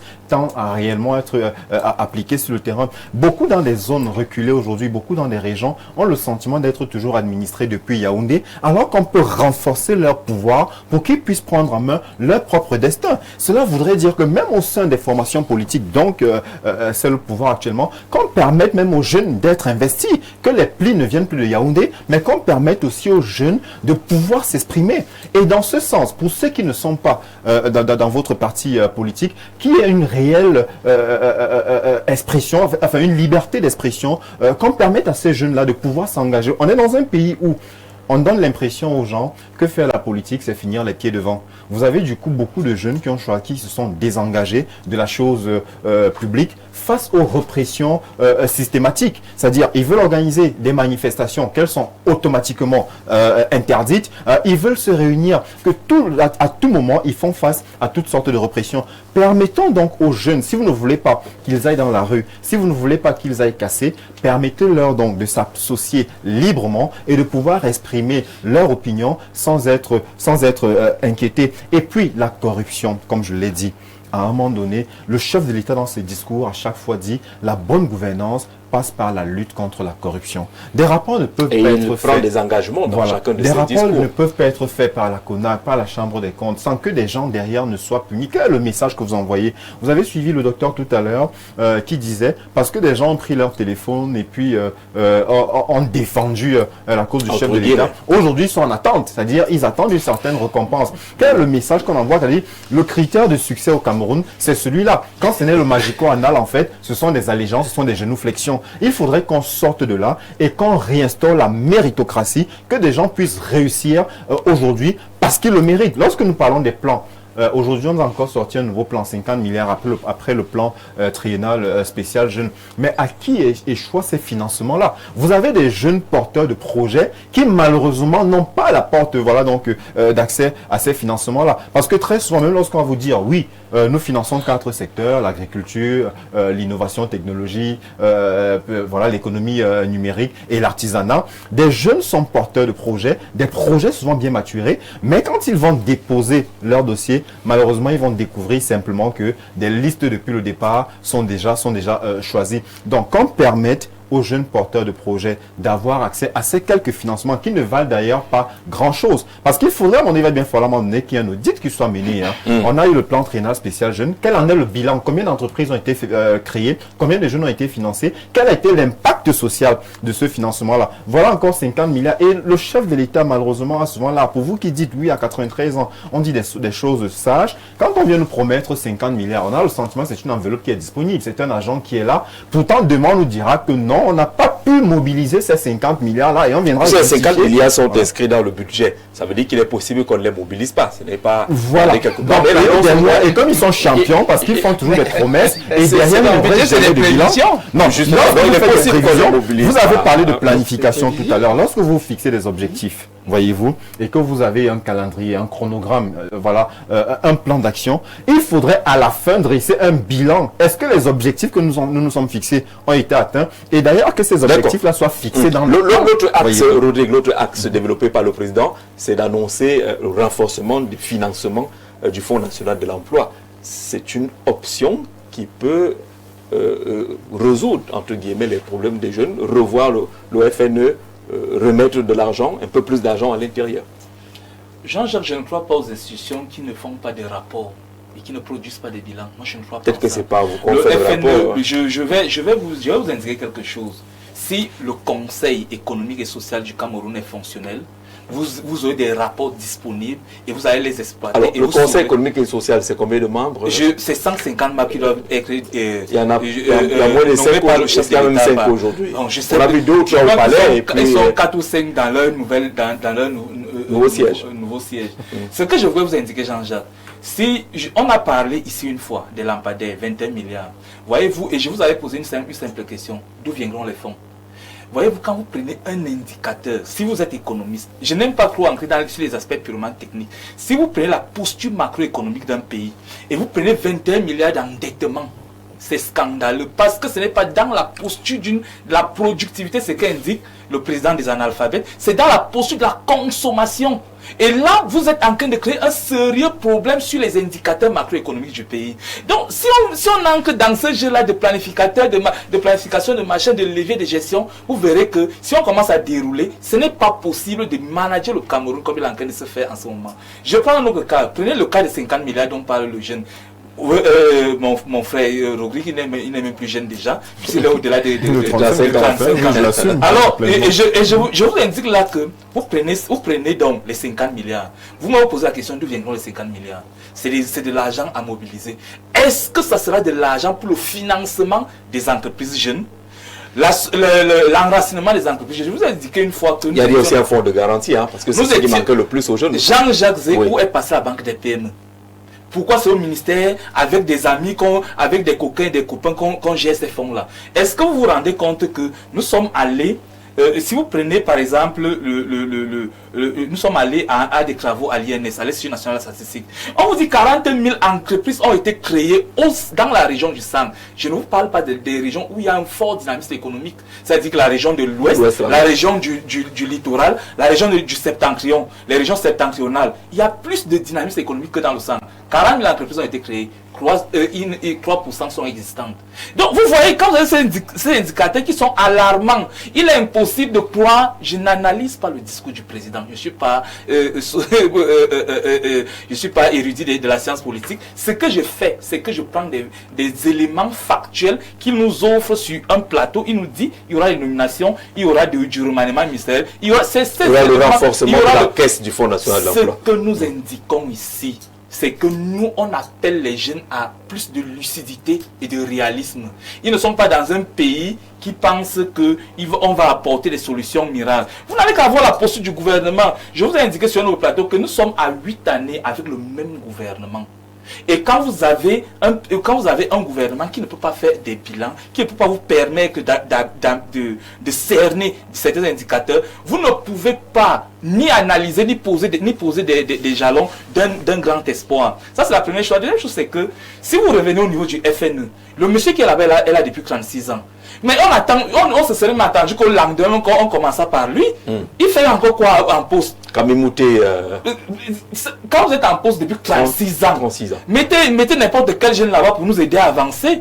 Donc, on ne croit, il n'y a rien à attendre de cette façon de voir. Si pessimiste. Ce qui est le plus important ici, je vais vous dire, le président de l'association indique quelque chose. J'ai envie de lui poser une question. Ils prennent les financements ou pour mener leurs petites activités. Est-ce que dans les banques on finance rapidement? La situation du financement dans les banques, tout le fonds de garantie annoncé par le président de la République. Vous avez... Donc vous n'aurez plus besoin d'aller chercher les titres fonciers que vous n'avez pas déjà. Donc il y a quand même l'État qui s'engage à travers le fonds de garantie. Tu as vu une banque là qui donne fonds de garantie là? Non, mais le fonds d'argent qui est le jeu. Montrez-moi les gens ne le savent pas. J'ai fait l'expérience le week-end dernier de recevoir Madame la Présidente du Conseil national de la jeunesse et de suivre le ministre de la Jeunesse sur la CRTV. Mais vous vous rendez compte quand même qu'il y a un déficit d'information criard. Les jeunes ne savent même pas que les CMPJ existent dans chaque arrondissement. On ne sait pas qu'il y a les centres. Il y a une certaine capacité de les dans chaque arrondissement. Il y a là où l'information est. Les gens ne vont pas à l'information, c'est fondamental. Oui, juste une parenthèse, oui, rapidement. Vous dites quelque chose qui est fondamental, ce que je disais ici. Les jeunes ne cherchent pas à avoir des informations qui doivent les aider à avancer. Ils cherchent à faire de la critique. C'est ça le problème. Ils n'ont même pas cherché l'information parce que marketing, quand vous voulez mettre une information à la disposition des jeunes, vous allez vers votre site. Elle n'a pas venir vers vous. Donc si vous avez réellement l'intention de mettre à la disposition, c'est à tous les niveaux. C'est à tous les niveaux. Mais il ne faut pas dire aux jeunes de rester à la maison pour que l'information vienne les chercher. Le chercheur d'emploi est d'abord celui qui se déplace aussi. Très bien la sociologie de la jeunesse. Regardez les réseaux sociaux. Regardez ce que les jeunes publient. Regardez ça à quoi ils tendent. Pour comprendre très bien que ce que je dis aujourd'hui... Vous leur laissez les réseaux sociaux ouverts. Oui, vous leur laissez. On est dans une situation où... En France, aujourd'hui, on est en train d'interdire les réseaux de 15 ans. Les jeunes sont à fond. Les jeunes, vous et moi ne fera jamais 5000 vues sur Internet si tu viens publier une pensée positif pour les jeunes. Voilà, mais si tu viens avec ce que je voudrais dire, je dis qu'il y a des jeunes au Cameroun, ils sont très nombreux, qui ne font pas de bruit, mais qui travaillent. Mon ami François venait de parler des entreprises qui ferment. Mais je tiens quand même à vous rappeler, ça c'est les statistiques de 2024 de la DGI. Plus de 462 000 entreprises contribuent au niveau du fisc. Petites, moyennes et grandes entreprises. 90% sont détenues par les jeunes. Et dans le secteur informel, il y a deux types de secteurs informels.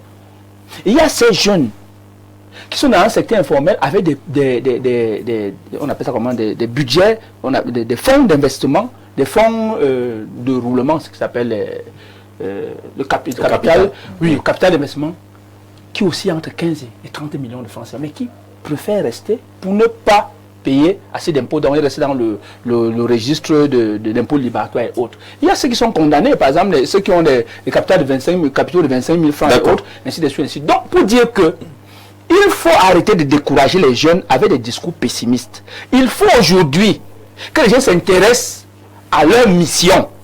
Leur mission. Leur mission n'est pas de venir faire le procès de leurs parents. Ils ne font pas ceci. Mais leur mission est justement de chercher. Parce que, par exemple, la présidente de Conseil national de la jeunesse, vous révélez les choses qui sont dans leurs sites et autres, dans leurs plateformes et autres. Mais personne ne va là-bas. Ils vont dans les endroits où on leur parle de sexe, où on leur parle de bière, où on parle de ceci, ainsi de suite, ainsi de suite. Non, ce n'est pas leur mission. D'accord. Elle a dit plusieurs fois que partagez aussi nos publications, parce que vous ne les lisez pas. Mais vous êtes accroché à ces choses bizarres. Je n'avais pas chuté. Oui, allez-y pour chuter. De poser quelques jalons quand j'ai été coupé. Ce que je voudrais indiquer ici, c'est que je travaille avec les territoires. Et je sais ce que c'est que le CMPJ. Allez dans les CMPJ, vous allez même déjà voir ce qui se passe là-bas. Le système d'enrôlement quelqu'un parlait du numérique tout à l'heure. Vous allez voir, pour être enrôlé, je dis, prenez même certaines régions. Je ne voudrais pas faire... Déjà, il faut informer les jeunes de ce qu'on s'enrôle. Il y a peut-être des difficultés techniques, mais il faut déjà dire aux jeunes qu'ils doivent avoir une carte biométrique. Je crois que il faut le savoir. Que la majorité pour entrer dans le système, il faut le savoir. C'est eux qui sont modernes. Jean-Jacques, je suis d'accord. Les jeunes se battent pour... Les jeunes se battent pour être insérés socialement et socio-professionnellement. Je vous indique ici que quand vous prenez certaines régions, il n'y a pas moyen de s'enrôler. Si vous êtes si vous êtes à Yokadouma, vous faites comment pour être enrôlé alors que le financement vous dit que ça va fermer dans quelques jours. Je vais vous prendre un autre cas qui est plus grave. Il y a eu une espèce de communiqué qui a circulé à un moment. Les jeunes ont monté des projets. Savez-vous qu'ils ont été rackettés et tout. Et c'est le jour dit. C'est au ministère des PME qu'on leur dit, ce n'était pas une vraie annonce, c'était une fausse alerte. Donc, voyez-vous, et après ils ont perdu combien d'argent? Et ils en disposent combien? Donc, c'est pour vous dire que ce qu'on dit ici, on n'est pas pessimiste, on croit à notre pays. Ce que nous on continue de dire, c'est que nous demandons aux jeunes d'être lucides et d'être réalistes et de cesser d'attendre une quelconque Moi, je suis d'accord avec Simon. Je suis très loin. La situation est difficile. Je refuse. Mais il faut dire aux jeunes qu'il y a des opportunités. Pour les opportunités. J'étais au ministère des PME, j'ai eu la chance de présenter un événement au musée national où on remettait les appuis à de nombreux jeunes qui ont créé des start-up et des trucs intéressants. Moi, j'étais surpris. Je ne savais même pas que ces financements-là existaient, que ce concours existe. Donc, il faut appeler à une meilleure communication. Il y a beaucoup de guichets qui existent. Oui. Mais il y a des outils, par exemple, nous sommes à l'ère du numérique. Il y a des outils qui conditionnent l'accès à certains financements. Ça, c'est ce qu'il faut savoir. Moi, je suis très loin de la posture de la bien-pensance des esclaves qui voudrait que quand je soutiens quelqu'un, je me mets à ne chanter que ses louanges. Non. J'indique ici, nous ne pouvons pas être laudatifs face à la réalité qui est difficile, qu'on ne peut pas accepter et qu'on ne peut pas avaler tout de suite. Et on va jeter François, oui. Bon, si je me permets d'indiquer quelque chose, sur les territoires, ce qui est le plus important aujourd'hui, il y a un petit détail qui a failli nous échapper. Par exemple, sur le cas d'un Colbison. Le problème, c'est aussi un problème de décentralisation. Parce que si effectivement il y a décentralisation, vous verrez que la banque des PME, par exemple, qui est à Yaoundé, elle serait déjà dans toutes les régions, comme le font toutes les microfinances. Qu'est-ce qui est difficile là-dessus? Et maintenant, au niveau de chaque service communal, on pouvait trouver des structures qui prennent en charge et qui accompagnent directement. On dit oui, CMPJ. Il y a les CMPJ, les CNJC et tout ça. Oui, mais sauf que si c'est placé directement sous l'autorité du maire, ça les permet CMPJ ne sont pas d'accéder... placés sous l'autorité du maire.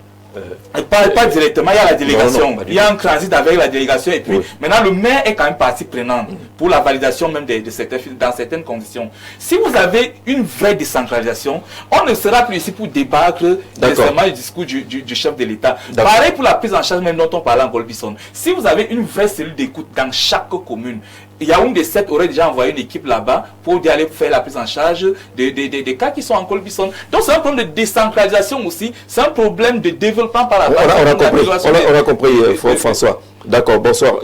La nomination des jeunes est devenue le mot de passe du président de la République et ses collaborateurs. Nous voulons la bonne gouvernance.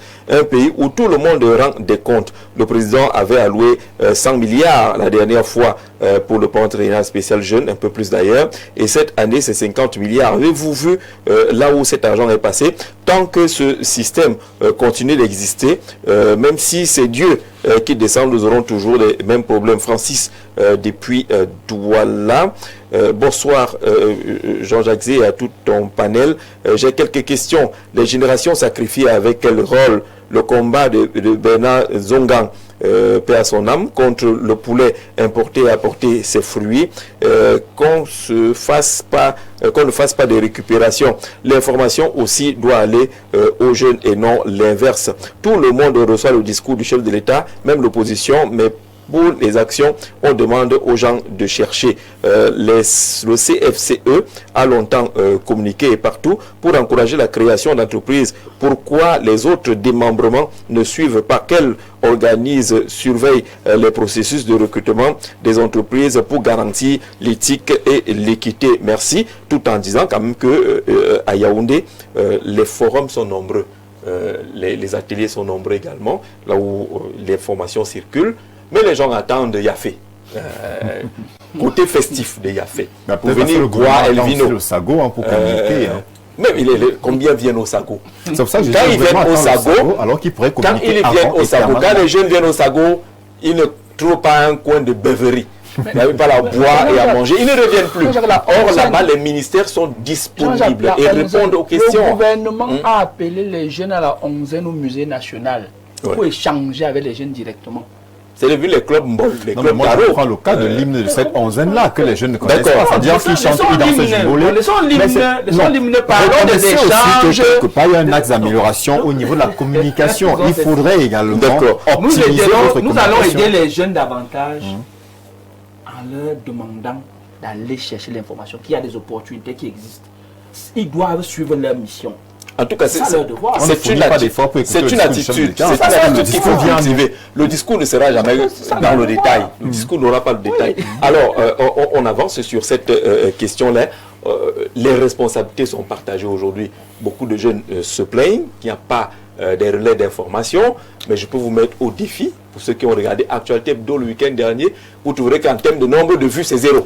Ah oui? Le ministre de la Jeunesse prend la parole, c'est 0. Les gens n'ont pas regardé. Les gens n'étaient pas intéressés par cette affaire. Il y a une crise de confiance, il y a un découragement malheureusement qui peut être fatal plutôt pour le jeune.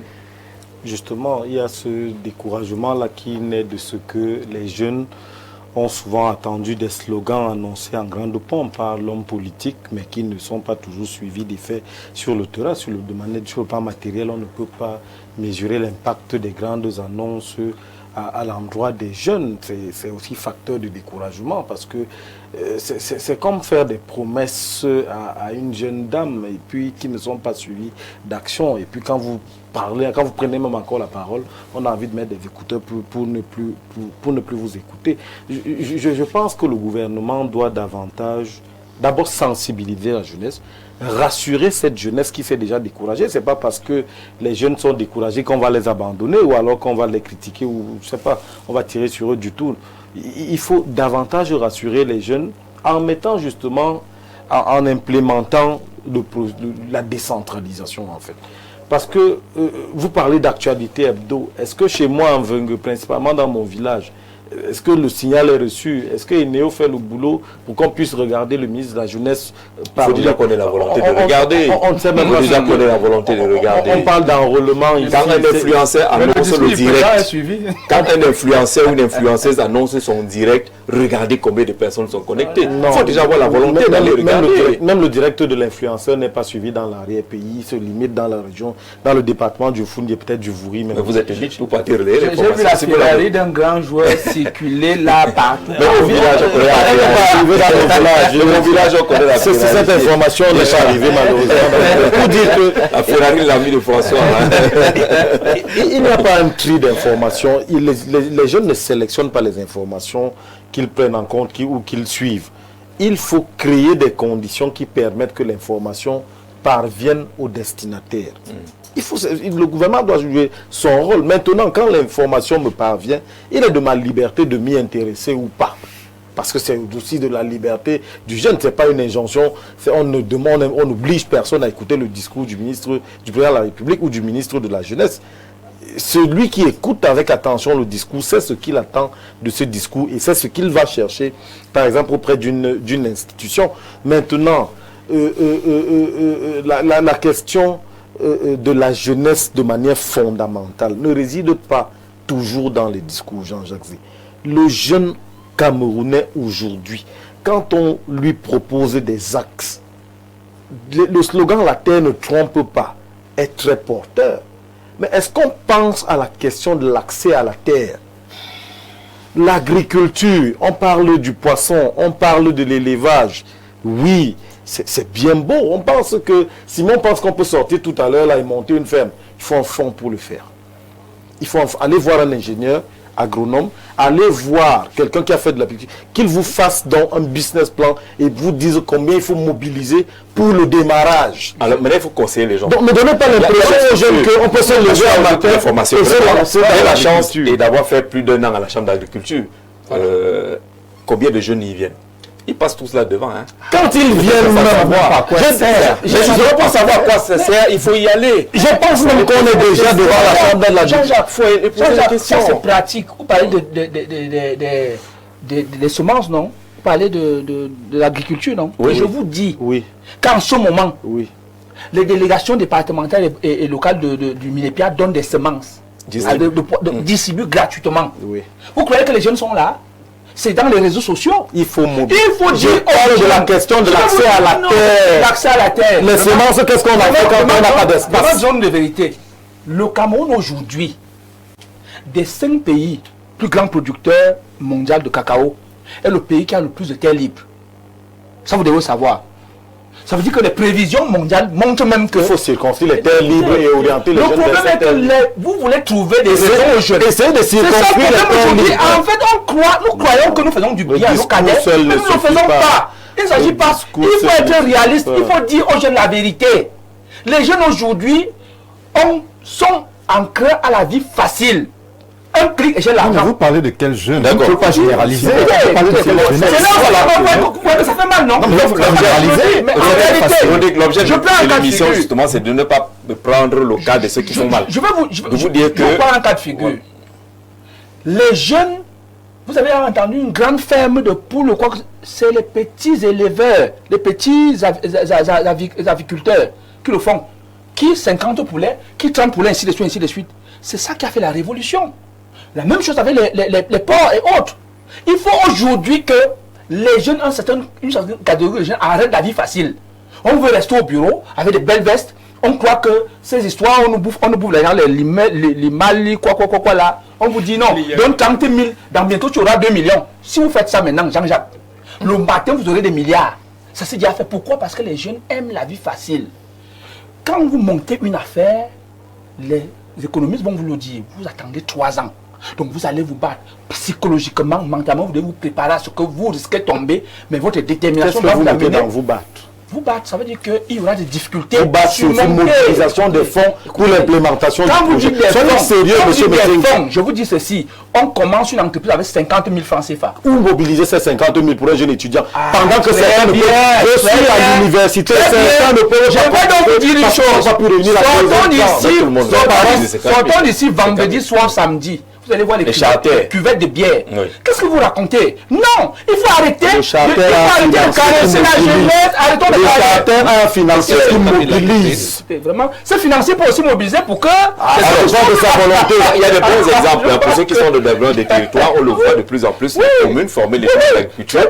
Moi, je voulais saluer le maire de Doumentan qui fait beaucoup là-dessus. Les jeunes, on les forme, on leur donne, je crois, les semences et puis on leur permet de décoller. Je venais prendre des semences à l'Irak. Il faut le président en 2022. Ne nous limitons pas à la terre. Le président, écoutez très bien. Disons que le président a mis 10 milliards à 400 millions à l'Irak pour la production de semences de riz. Alors on a fini. On a tous sorti l'émission. On sera obligé de faire un tome 2 de cette question-là. Bonsoir Jean-Jacques, il y a tout un panel. Pour moi, la solution, c'est le départ du président avec toute son équipe et qui est Simon Fay du dilatoire Hilaire de Niga qui envoie ce message-là. Les nominations des jeunes ne sont pas une solution pertinente à ce jour. Ce dont le Cameroun a besoin, c'est que le système actuel disparaisse avec son président d'accord. Il y a des élections pour ça. Laurent depuis Douala Village, sauf que le septennat vient juste de commencer. Hein. Il n'est vieux que de 2 mois. Le septennat qui a commencé là. Le président et ses soutiens bavardent beaucoup, peu d'action. Alors on a compris que il y a des gens qui réagissent même sans écouter le raisonnement. Dès qu'on dit quelqu'un du RDPC, on ne veut même plus l'écouter. Allez, même s'il a une information à donner. Nous, on a découvert que les communes ont même des fonds dans le transfert en matière de développement de l'artisanat. Les maires sont la bouche fermée. Ils mettent cet argent dans la poche. On s'est destiné aux jeunes dans leur communauté. Il faut dénoncer ce genre de choses. Le problème est que, M. Jean-Jacques, quand je suis mon frère Simon dit qu'il y a les jeunes qui travaillent, qui ne parlent pas. Simon, j'ai fait tous les ministères là. Je n'ai jamais eu 1 kilo d'engrais. 1 kilo. Quand tu partais de 1 kilo d'engrais à tous les ministères, ne donnent pas 1 kilo. Non, mais sur les projets, je suis sur les projets, M. Jean-Jacques. Ça fait la coopérative, créer les coopératives. M. Jean-Jacques, j'ai des coopératives. j'ai des chiffres, j'ai des associations. Je te dis, et je vais vous dire, monsieur Jean-Jacques, si vous avez vu un jeune, il a réussi là, c'est un prêtre, non? Pas vraiment, pas vraiment. On a des exemples. Jean-Jacques, je sais ce que je vous dis. Non, moi, j'ai apporté combien de projets ici? Dans ce pays, j'ai apporté combien? Mais il y a les enfants qu'on voit, neveux d'eux, cousins d'eux, nièces d'eux, c'est eux. J'ai dit, j'assume. Non, président, j'ai dit, j'assume. Simon, vous comprenez? On va sortir de l'émission. Donc, c'est pour vous dire que si on applique comme la volonté du chef de l'État voulait qu'on accompagne les gens, il n'y a pas de problème, qu'on accompagne. Mais il faut que, quand quelqu'un va me financer, il vous donne 5 sacs ou 6 sacs. Ça sert à quoi? À l'époque, nos parents, là, nous-mêmes, on voit des hectares qu'ils font. Hein? On voit des hectares qu'ils font. Mais on sait. Je vais vous dire quelque chose, M. Simon. Si quelqu'un même n'arrive même pas à vous accorder même l'audience, c'est le projet qu'ils vont vous donner. D'accord. Ouais. Moi, je ne suis pas là. Moi, je ne suis pas là pour tromper. Dis à ton champion que les gens ne. Mais c'est à lui que je parle. Moi, c'est à lui. Est-ce que je vais parler à ceux-là? Voilà. Moi, c'est à lui que je parle. Est-ce que c'est à ces gens-là qu'il faut déposer les dossiers? Moi, c'est à lui que je parle. C'est à lui que j'accompagne. C'est à lui qui règle la question. Et c'est à lui que je donne une proposition. Mais si je viens vous demander l'audience parce que je voulais qu'on discute. Je viens qu'on. Attends. Non, c'est pas question que tout le monde vienne pour demander les marchés. On a fini cette émission-là. On sera toujours. Merci. Sur le chemin de la jeunesse, les espoirs, nos amis qui parlent de désespoir. Demain, on verra s'il y a quand même des places disponibles avec les DG qui battent des records de longévité et tout ça. On va afficher. Nous sommes d'accord sur un fait et je crois que le docteur disent la même chose. Peut-être que chacun par sa posture. C'est que les jeunes doivent se mettre au travail. Nous sommes d'accord sur le fait qu'on doit se mettre au travail, mais nous réclamons une chose, c'est de la mise à disposition de l'information pour tous. D'accord. Et l'information, c'est vice-versa. Soit elle vient vers toi, si elle ne vient pas, tu vas la chercher. Et idéalement, quand on est chercheur d'emploi, l'État doit faire les choses. On est d'accord, mais ne croisez pas les bras parce que vous n'êtes pas informé. Il faut aller chercher l'information. Jean-Jacques, cette asymétrie informationnelle est savamment entretenue et elle est même pas. On se retrouve demain pour une autre édition. Merci d'avoir regardé, merci d'avoir été là. Très bonne soirée sur Info TV.